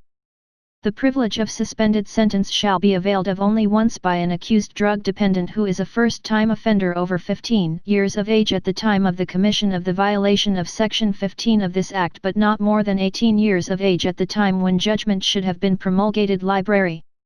Section 69. Promulgation of sentence for first-time minor offender. If the accused first-time minor offender violates any of the conditions of his or her suspended sentence, the applicable rules and regulations of the Board exercising supervision and rehabilitative surveillance over him, including the rules and regulations of the center should confinement be required, the Court shall pronounce judgment of conviction and he or she shall serve sentence as any other convicted person. Section 70. Probation or community service for a first-time minor offender in lieu of imprisonment. Upon promulgation of the sentence, the Court may, in its discretion, place the accused under probation, even if the sentence provided under this Act is higher than that provided under existing law on probation, or impose community service in lieu of imprisonment. In case of probation, the supervision and rehabilitative surveillance shall be undertaken by the Board through the DOH in coordination with the Board of Pardons and Parole and the Probation Administration. Upon compliance with the conditions of the probation, the Board shall submit a written report to the Court recommending termination of probation and a final discharge of the probationer, whereupon the Court shall issue such an order. The community service shall be complied with under conditions, time, and place as may be determined by the Court in its discretion and upon the recommendation of the Board and shall apply only to violators of Section 15 of this Act. The completion of the community service shall be under the supervision and rehabilitative surveillance of the Board during the period required by the Court. Thereafter, the Board shall render a report on the manner of compliance of said community service. The Court in its discretion may require extension of the community service or order a final discharge. In both cases, the judicial records shall be covered by the provisions of Sections 60 and 64 of this Act. If the sentence promulgated by the Court requires imprisonment, the period spent in the center by the accused during the suspended sentence period shall be deducted from the sentence to be served. Section 71. Records to be kept by the Department of Justice. The DOJ shall keep a confidential record of the proceedings on suspension of sentence and shall not be used for any purpose other than to determine whether or not a person accused under this Act is a first-time minor offender. Section 72. Liability of a person who violates the confidentiality of records.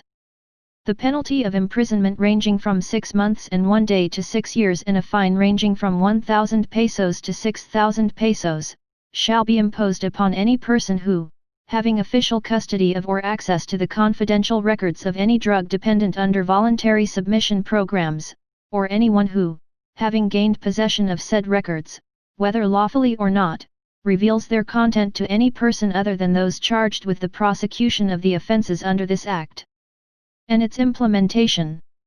The maximum penalty shall be imposed, in addition to absolute perpetual disqualification from any public office, when the offender is a government official or employee. Should the records be used for unlawful purposes, such as blackmail of the drug dependent or the members of his or her family, the penalty imposed for the crime of violation of confidentiality shall be in addition to whatever crime he or she may be convicted of. Section 73. Liability of a parent, spouse, or guardian who refuses to cooperate with the board or any concerned agency. Any parent, spouse, or guardian who, without valid reason, refuses to cooperate with the board or any concerned agency in the treatment and rehabilitation of a drug dependent who is a minor, or in any manner, prevents or delays the aftercare, follow-up, or other programs for the welfare of the accused drug dependent, whether under voluntary submission program or compulsory submission program, may be cited for contempt by the court. Section 74. Cost sharing in the treatment and rehabilitation of a drug dependent. The parent, spouse, guardian, or any relative within the fourth degree of consanguinity of any person who is confined under the voluntary submission program or compulsory submission program shall be charged a certain percentage of the cost of his or her treatment and rehabilitation, the guidelines of which shall be formulated by the DSWD taking into consideration the economic status of the family of the person confined. The guidelines therein formulated shall be implemented by a social worker of the local government unit. Section 75. Treatment and Rehabilitation Centers. The existing treatment and rehabilitation centers for drug dependents operated and maintained by the NBI and the PNP shall be operated, maintained, and managed by the DOH in coordination with other concerned agencies. For the purpose of enlarging the network of centers, the board through the DOH shall encourage, promote, or whenever feasible, assist or support in the establishment, operations, and maintenance of private centers which shall be eligible to receive grants, donations or subsidy from either government or private sources. It shall also support the establishment of government-operated regional treatment and rehabilitation centers depending upon the availability of funds. The national government, through its appropriate agencies, shall give priority funding for the increase of subsidy to existing government drug rehabilitation centers, and shall establish at least one drug rehabilitation center in each province, depending on the availability of funds. Section 76. The duties and responsibilities of the Department of Health, DOH, under this Act. The DOH shall 1. Oversee the monitor the integration, coordination, and supervision of all drug rehabilitation, intervention, aftercare and follow-up programs, projects, and activities as well as the establishment, operations, maintenance and management of privately owned drug treatment rehabilitation centers and drug testing networks and laboratories throughout the country in coordination with the DSWD and other agencies. 2. License, accredit, establish and maintain drug test network and laboratory, initiate, conduct and support scientific research on drugs and drug control. 3. Encourage, assist, and accredit private centers, promulgate rules and regulations setting minimum standards for their accreditation to assure their competence, integrity, and stability. 4. Prescribe and promulgate rules and regulations governing the establishment of such centers as it may deem necessary after conducting a feasibility study thereof. 5. The DOH shall, without prejudice to the criminal prosecution of those found guilty of violating this Act, order the closure of a center for treatment and rehabilitation of drug dependency when, after investigation, it is found guilty of violating the provisions of this Act or regulations issued by the Board, and 6. Charge reasonable fees for drug dependency examinations, other medical and legal services provided to the public, which shall accrue to the Board. All income derived from these sources shall be part of the funds constituted as special funds for the implementation of this Act under Section 87. Article 9. Dangerous Drugs Board and Philippine Drug Enforcement Agency. Section 77. The Dangerous Drugs Board. The Board shall be the policy-making and strategy-formulating body in the planning and formulation of policies and programs on drug prevention and control. It shall develop and adopt a comprehensive, integrated, unified and balanced national drug abuse prevention and control strategy. It shall be under the office of the President. Section 78. Composition of the Board. The Board shall be composed of 17 members, wherein 3 of which are permanent members, the other 12 members shall be in an ex officio capacity and the 2 shall be regular members.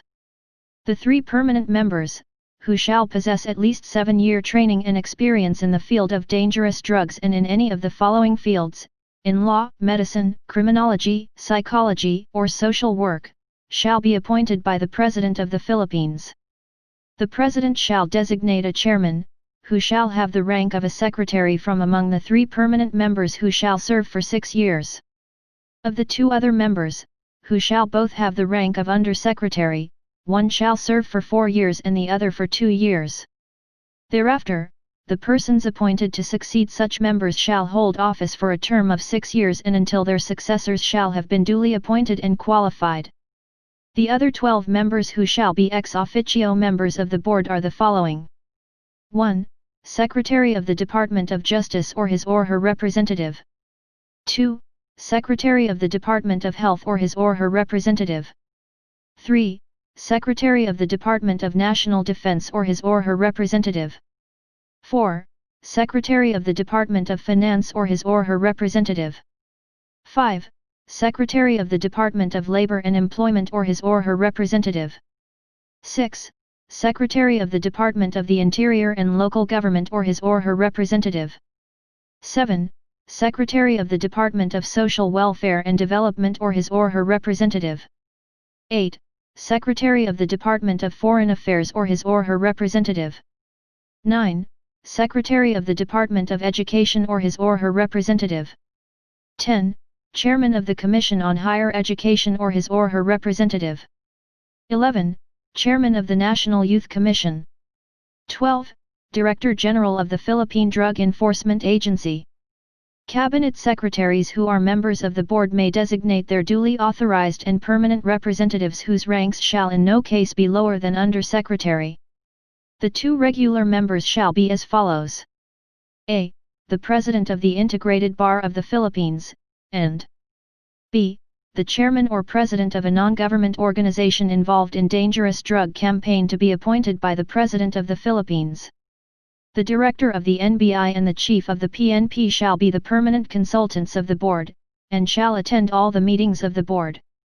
All members of the Board as well as its permanent consultants shall receive a per diem for every meeting actually attended, subject to the pertinent budgetary laws, rules, and regulations on compensation, honoraria and allowances, provided that where the representative of an ex officio member or of the permanent consultant of the Board attends a meeting in behalf of the latter, such representative shall be entitled to receive the per diem. Section 79. Meetings of the Board. The Board shall meet once a week or as often as necessary at the discretion of the Chairman or at the call of any 4 other members. The presence of 9 members shall constitute a quorum. Section 80. Secretariat of the Board. The Board shall recommend to the President of the Philippines the appointment of an Executive Director, with the rank of an Under-Secretary, who shall be the Secretary of the Board and Administrative Officer of its Secretariat, and shall perform such other duties that may be assigned to him or her. He or she must possess adequate knowledge, training, and experience in the field of dangerous drugs, and in any of the following fields: law enforcement, law, medicine, criminology, psychology, or social work. 2 Deputies Executive Director, for Administration and Operations, with the ranks of Assistant Secretary, shall be appointed by the President upon recommendation of the Board. They shall possess the same qualifications as those of the Executive Director. They shall receive a salary corresponding to their position as prescribed by the Salary Standardization Law as a career service officer. The existing Secretariat of the Board shall be under the administrative control and supervision of the Executive Director. It shall be composed of the following divisions, namely, Policy Studies, Research and Statistics, Preventive Education, Training and Information, Legal Affairs, and the Administrative and Financial Management. Section 81. Powers and Duties of the Board. The Board shall a. Formulate, develop, and establish a comprehensive, integrated, unified and balanced national drug use prevention and control strategy. b. promulgate such rules and regulations as may be necessary to carry out the purposes of this Act, including the manner of safekeeping, disposition, burning, or condemnation of any dangerous drug and/or controlled precursor and essential chemical under its charge and custody, and prescribe administrative remedies or sanctions for the violations of such rules and regulations. C. Conduct policy studies, program monitoring, and evaluations and other researches on drug prevention, control and enforcement. D. Initiate, conduct, and support scientific, clinical, social, psychological, physical and biological researches on dangerous drugs and dangerous drugs prevention and control measures. E. Develop an educational program and information drive on the hazards and prevention of illegal use of any dangerous drug and/or controlled precursor and essential chemical based on factual data, and disseminate the same to the general public, for which purpose the Board shall endeavor to make the general public aware of the hazards of any dangerous drugs and/or controlled precursor and essential chemical by providing among others, literature, films, displays, or advertisements and by coordinating with all institutions of learning as well as with all national and local enforcement agencies in planning and conducting its educational campaign programs to be implemented by the appropriate government agencies. F. Conduct continuing seminars for, and consultations with, and provide information materials to judges and prosecutors in coordination with the Office of the Court Administrator, in the case of judges, and the DOJ, in the case of prosecutors, which aim to provide them with the current developments and programs of the Board pertinent to its campaign against dangerous drugs and its scientific researches on dangerous drugs, its prevention and control measures. G. Design special trainings in order to provide law enforcement officers, members of the judiciary, and prosecutors, school authorities, and personnel of centers with knowledge and know-how in dangerous drugs and/or controlled precursors and essential chemicals control in coordination with the Supreme Court to meet the objectives of the national drug control programs. H. Design and develop, in consultation and coordination with the DOH, DSWD and other agencies involved in drugs control, treatment, and rehabilitation, both public and private, a national treatment and rehabilitation program for drug dependents including a standard aftercare and community service program for recovering drug dependents. I. Design and develop, jointly with the DOLE and in consultation with labor and employer groups as well as non-government organizations, a drug abuse prevention program in the workplace that would include a provision for employee assistance programs for emotionally stressed employees. J. Initiate and authorize closure proceedings against non-accredited and/or substandard rehabilitation centers based on verified reports of human rights violations, subhuman conditions, inadequate medical training and assistance and excessive fees for implementation by the PDEA. K. Prescribe and promulgate rules and regulations governing the establishment of such centers, networks, and laboratories as deemed necessary after conducting a feasibility study in coordination with the DOH and other government agencies. L. Receive, gather, collect, and evaluate all information on the importation, exportation, production, manufacture, sale, stocks, seizures of and the estimated need for any dangerous drug and/or controlled precursor and essential chemical, for which purpose the Board may require from any official, instrumentality, or agency of the government or any private person or enterprise dealing in, or engaged in activities having to do with any dangerous drug and/or controlled precursors and essential chemicals such data or information as it may need to implement this Act. M. Gather and prepare detailed statistics on the importation, exportation, manufacture, stocks, seizures of and estimates need for any dangerous drug and/or controlled precursors and essential chemicals and such other statistical data on said drugs as may be periodically required by the United Nations Narcotics Drug Commission, the World Health Organization and other international organizations in consonance with the country's international commitments. N.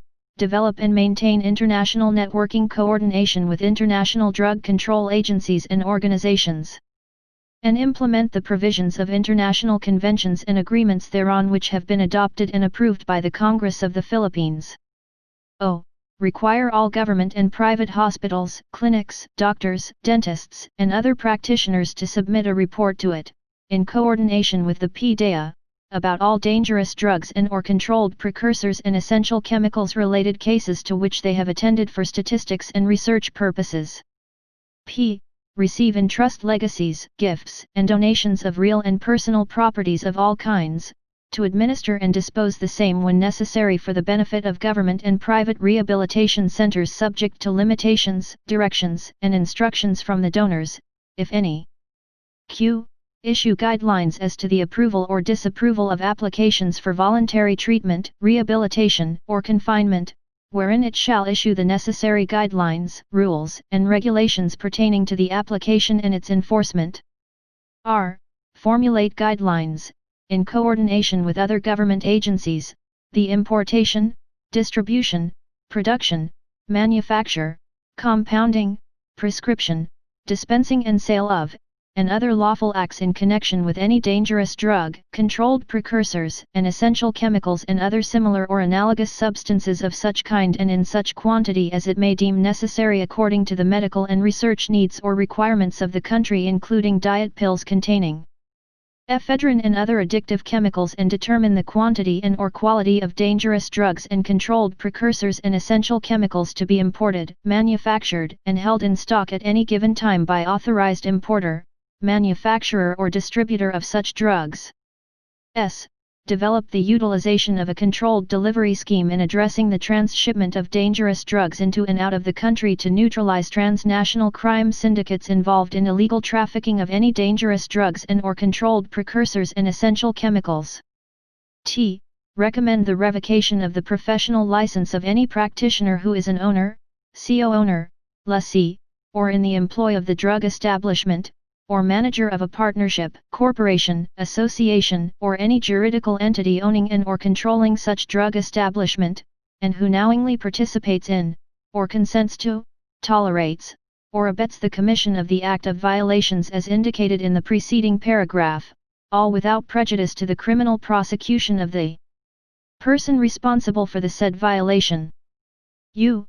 Appoint such technical, administrative and other personnel as may be necessary for the effective implementation of this Act, subject to the Civil Service Law and its rules and regulations. V.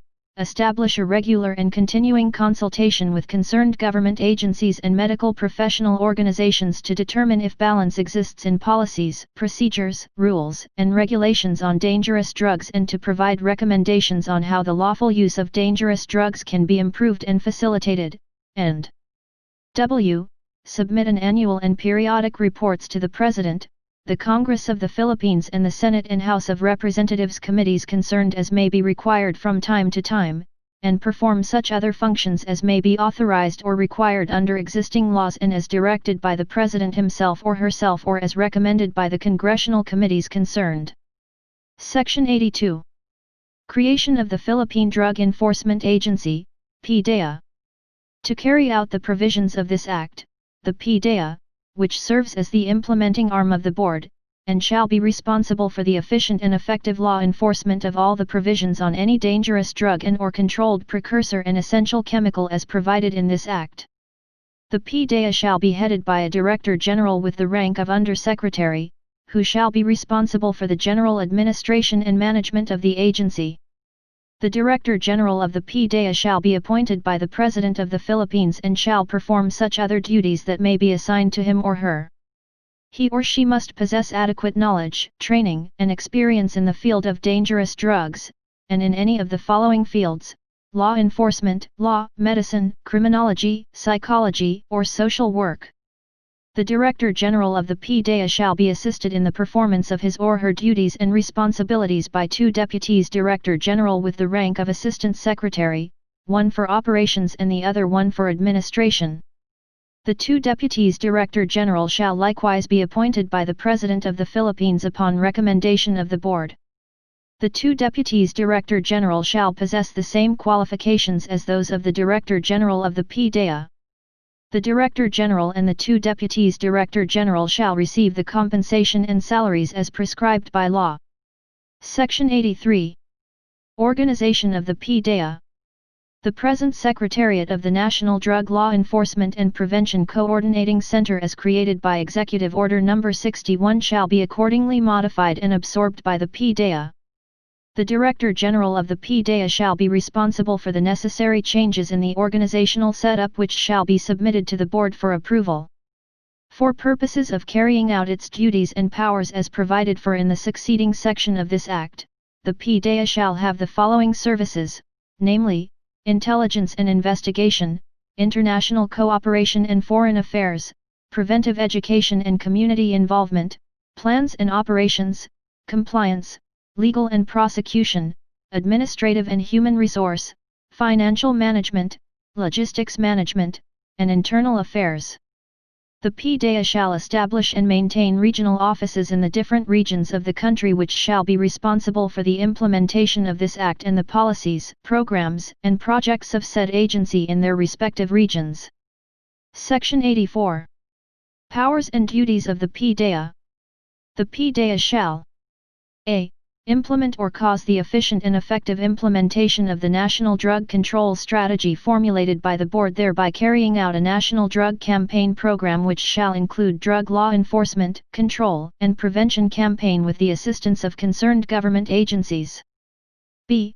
Undertake the enforcement of the provisions of Article 2 of this Act relative to the unlawful acts and penalties involving any dangerous drug and/or controlled precursor and essential chemical, and investigate all violators and other matters involved in the commission of any crime relative to the use, abuse, or trafficking of any dangerous drug and/or controlled precursor and essential chemical as provided for in this Act and the provisions of Presidential Decree No. 1619, CRA Law.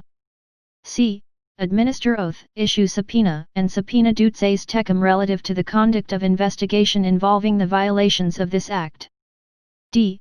Arrest and apprehend as well as search all violators and seize or confiscate the effects or proceeds of the crimes as provided by law and take custody thereof. For this purpose the prosecutors and enforcement agents are authorized to possess firearms, in accordance with existing laws. e. Take charge and have custody of all dangerous drugs and/or controlled precursors and essential chemicals seized, confiscated, or surrendered to any national, provincial or local law enforcement agency, if no longer needed for purposes of evidence in court. f. Establish forensic laboratories in each PNP office in every province and city in order to facilitate action on seized or confiscated drugs, thereby hastening its destruction without delay. g.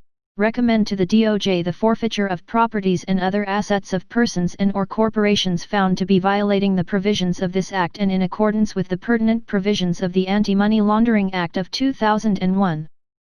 h. Prepare for prosecution or cause the filing of appropriate criminal and civil cases for violation of all laws on dangerous drugs, controlled precursors, and essential chemicals, and other similar controlled substances, and assist, support and coordinate with other government agencies for the proper and effective prosecution of the same. I.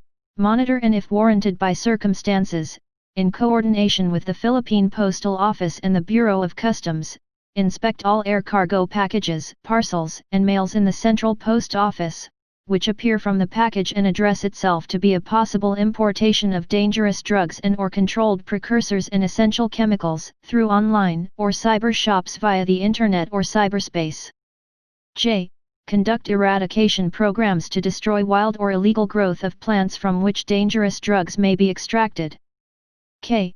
Initiate and undertake the formation of a nationwide organization which shall coordinate and supervise all activities against drug abuse in every province, city, municipality, and barangay with the active and direct participation of all such local government units and non-governmental organizations, including the citizenry, subject to the provisions of previously formulated programs of action against dangerous drugs. l. Establish and maintain a national drug intelligence system in cooperation with law enforcement agencies, other government agencies or offices and local government units that will assist in its apprehension of big-time drug lords. m. Establish and maintain close coordination, cooperation, and linkages with international drug control and administration agencies and organizations, and implement the applicable provisions of international conventions and agreements related to dangerous drugs to which the Philippines is a signatory. n. create and maintain an efficient special enforcement unit to conduct an investigation, file charges, and transmit evidence to the proper court, wherein members of the said unit shall possess suitable and adequate firearms for their protection in connection with the performance of their duties, provided that no previous special permit for such possession shall be required. Require all government and private hospitals, clinics, doctors, dentists, and other practitioners to submit a report to it, in coordination with the board, about all dangerous drugs and/or controlled precursors and essential chemicals which they have attended to for data and information purposes. P.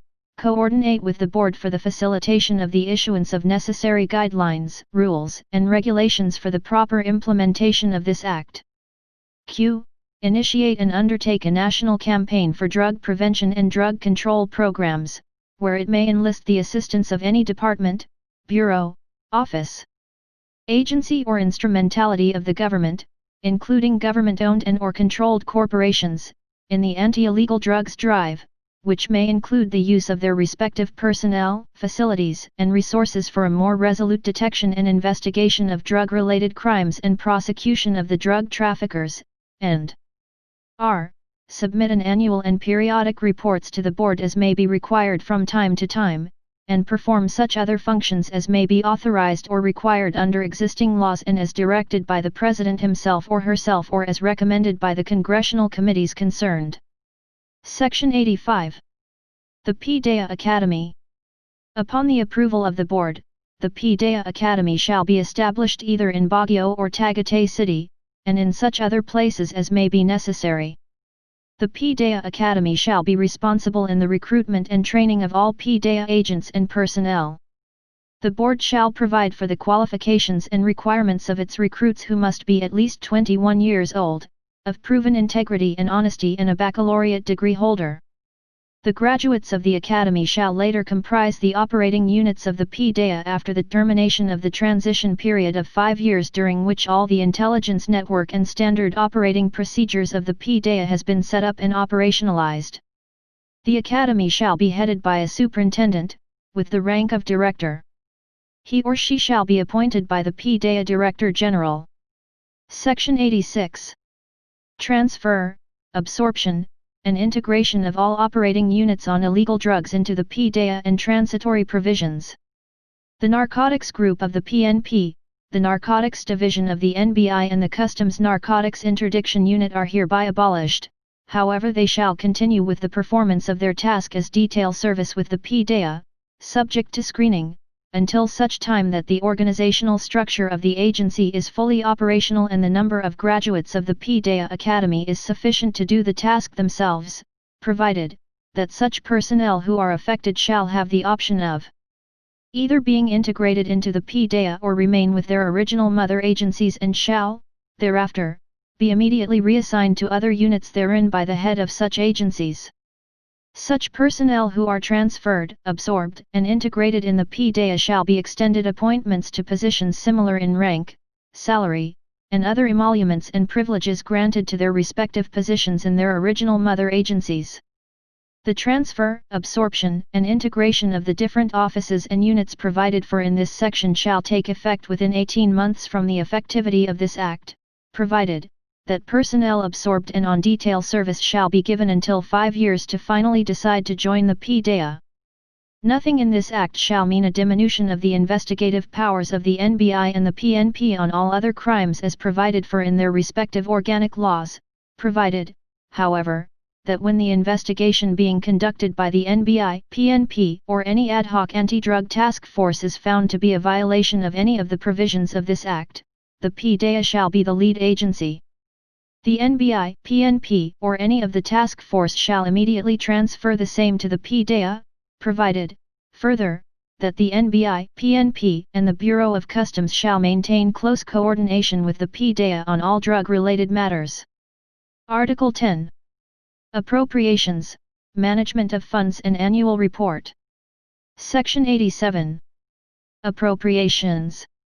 The amount necessary for the operation of the Board and the PDEA shall be charged against the current year's appropriations of the Board, the National Drug Law Enforcement and Prevention Coordinating Center, the Narcotics Group of the PNP, the Narcotics Division of the NBI and other drug abuse units of the different law enforcement agencies integrated into the PDEA in order to carry out the provisions of this Act.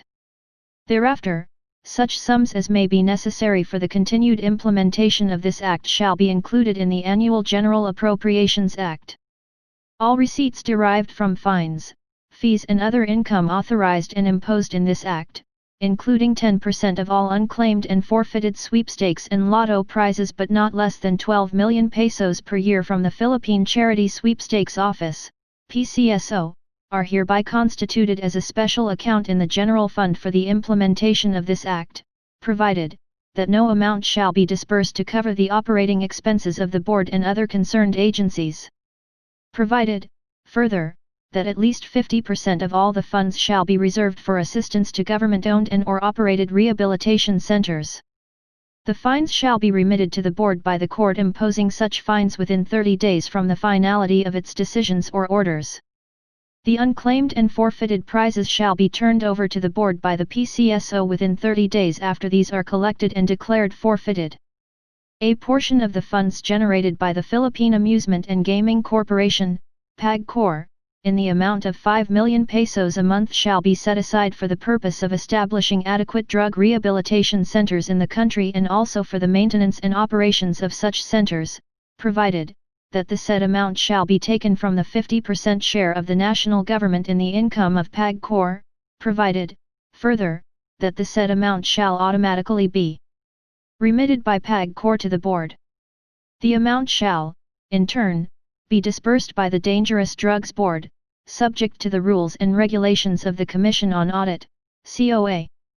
The fund may be augmented by grants, donations, and endowment from various sources, domestic or foreign, for purposes related to their functions, subject to the existing guidelines set by the government. Section 88. Management of funds under this Act, Annual Report by the Board and the PDEA. The Board shall manage the funds as it may deem proper for the attainment of the objectives of this Act. In addition to the periodic reports as may be required under this Act, the Chairman of the Board shall submit to the President of the Philippines and to the presiding officers of both Houses of Congress, within 15 days from the opening of the regular session, an annual report on the dangerous drugs situation in the country which shall include detailed account of the programs and projects undertaken, statistics on crimes related to dangerous drugs, expenses incurred pursuant to the provisions of this Act, recommended remedial legislation, if needed, and such other relevant facts as it may deem proper to cite. Section 89. Auditing the accounts and expenses of the Board and the PDEA. All accounts and expenses of the Board and the PDEA shall be audited by the COA or its duly authorized representative. Article 11. Jurisdiction over dangerous drugs cases. Section 90. Jurisdiction. The Supreme Court shall designate special courts from among the existing regional trial courts in each judicial region to exclusively try and hear cases involving violations of this Act. The number of courts designated in each judicial region shall be based on the population and the number of cases pending in their respective jurisdiction. The DOJ shall designate special prosecutors to exclusively handle cases involving violations of this Act. The preliminary investigation of cases filed under this Act shall be terminated within a period of 30 days from the date of their filing. When the preliminary investigation is conducted by a public prosecutor and a probable cause is established, the corresponding information shall be filed in court within 24 hours from the termination of the investigation. If the preliminary investigation is conducted by a judge and a probable cause is found to exist, the corresponding information shall be filed by the proper prosecutor within 48 hours from the date of receipt of the records of the case.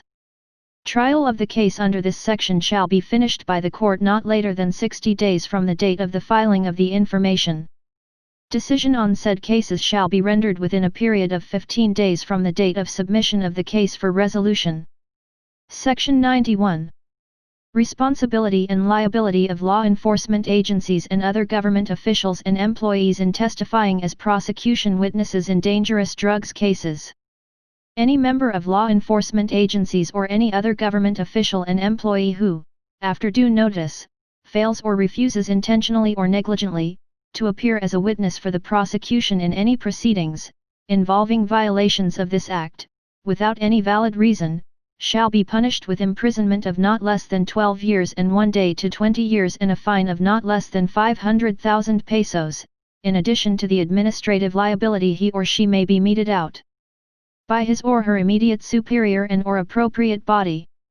The immediate superior of the member of the law enforcement agency or any other government employee mentioned in the preceding paragraph shall be penalized with imprisonment of not less than 2 months and 1 day but not more than 6 years and a fine of not less than 10,000 pesos but not more than 50,000 pesos, and in addition, perpetual absolute disqualification from public office if, despite due notice to them and to the witness concerned, the former does not exert reasonable effort to present the latter to the court.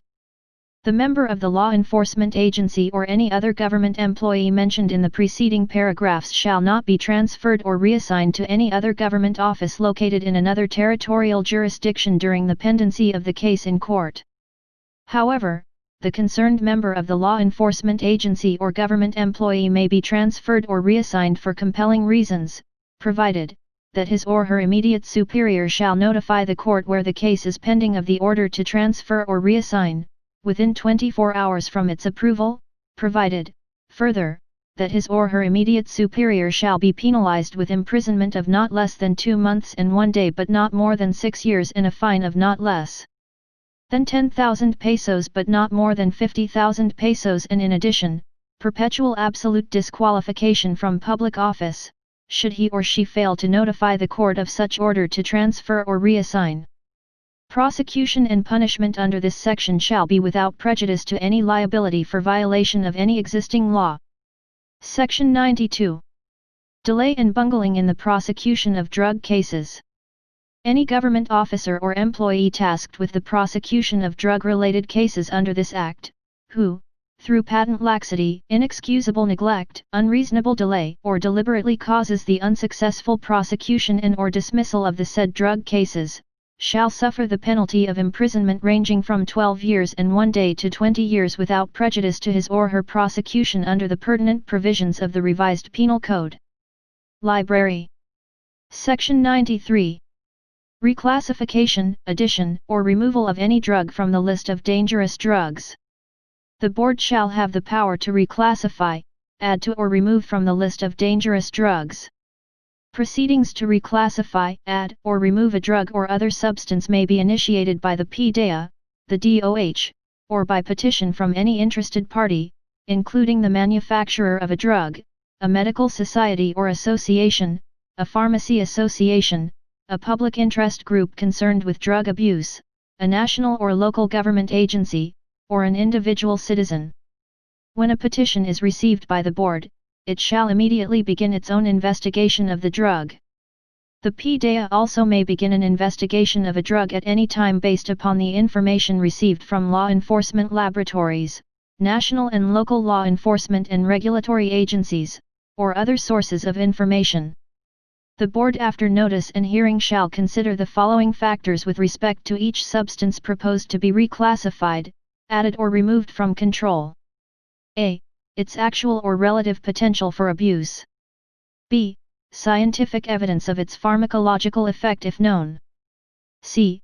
The state of current scientific knowledge regarding the drug or other substance. D. Its history and current pattern of abuse. E. The scope, duration, and significance of abuse. F. Risk to public health, and G. Whether the substance is an immediate precursor of a substance already controlled under this Act. The Board shall also take into account the obligations and commitments to international treaties, conventions, and agreements to which the Philippines is a signatory.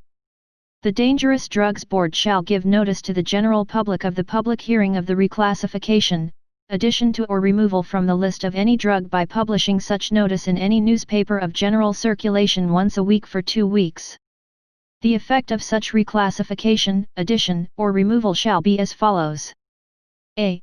In case a dangerous drug is reclassified as precursors and essential chemicals, the penalties for the violations of this Act involving the 2 latter categories of drugs shall, in case of conviction, be imposed in all pending criminal prosecutions. B. in case a precursors and essential chemicals is reclassified as dangerous drug, the penalties for violations of the Act involving precursors and essential chemicals shall, in case of conviction, be imposed in all pending criminal prosecutions. C. In case of the addition of a new drug to the list of dangerous drugs and precursors and essential chemicals, no criminal liability involving the same under this Act shall arise until after the lapse of 15 days from the last publication of such notice. D. In case of removal of a drug from the list of dangerous drugs and precursors and essential chemicals, all persons convicted and/or detained for the use and/or possession of such a drug shall be automatically released, and all pending criminal prosecution involving such a drug under this Act shall forthwith be dismissed, and e. The Board shall, within 5 days from the date of its promulgation, submit to Congress a detailed reclassification, addition, or removal of any drug from the list of dangerous drugs. Article 12. Implementing Rules and Regulations. Section 94. Implementing Rules and Regulations. The present Board, in consultation with the DOH, DILG, DOJ, DAPED, DSWD, DOLE, PNP, NBI, PAG-COR, and the PCSO and all other concerned government agencies, shall promulgate within 60 days the implementing rules and regulations that shall be necessary to implement the provisions of this Act. Article 13. Final Provisions. Section 95. Congressional Oversight Committee. There is hereby created a Congressional Oversight Committee composed of 7 members from the Senate and 7 members from the House of Representatives. The members from the Senate shall be appointed by the Senate President based on the proportional representation of the parties or coalitions therein, with at least 2 senators representing the minority. The members from the House of Representatives shall be appointed by the Speaker, also based on proportional representation of the parties or coalitions therein, with at least 2 members representing the minority. The committee shall be headed by the respective chairpersons of the Senate Committee on Public Order and Illegal Drugs and the House of Representatives Committee on Dangerous Drugs. Section 96. Powers and Functions of the Oversight Committee.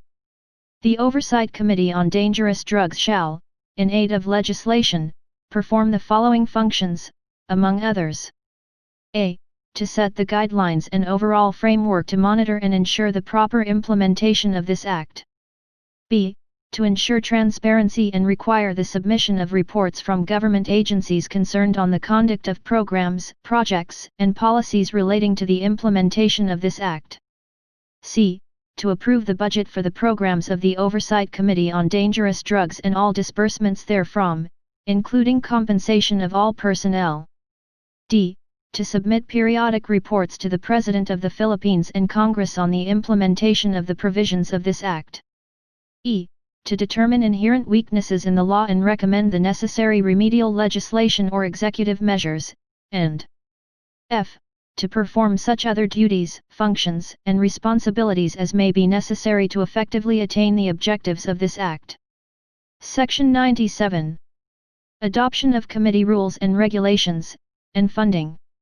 The Oversight Committee on Dangerous Drugs shall adopt its internal rules of procedure, conduct hearings, and receive testimonies, reports, and technical advice, invite or summon by subpoena ad testificandum any public official, private citizen, or any other person to testify before it, or require any person by subpoena dutes tecum documents or other materials as it may require consistent with the provisions of this Act.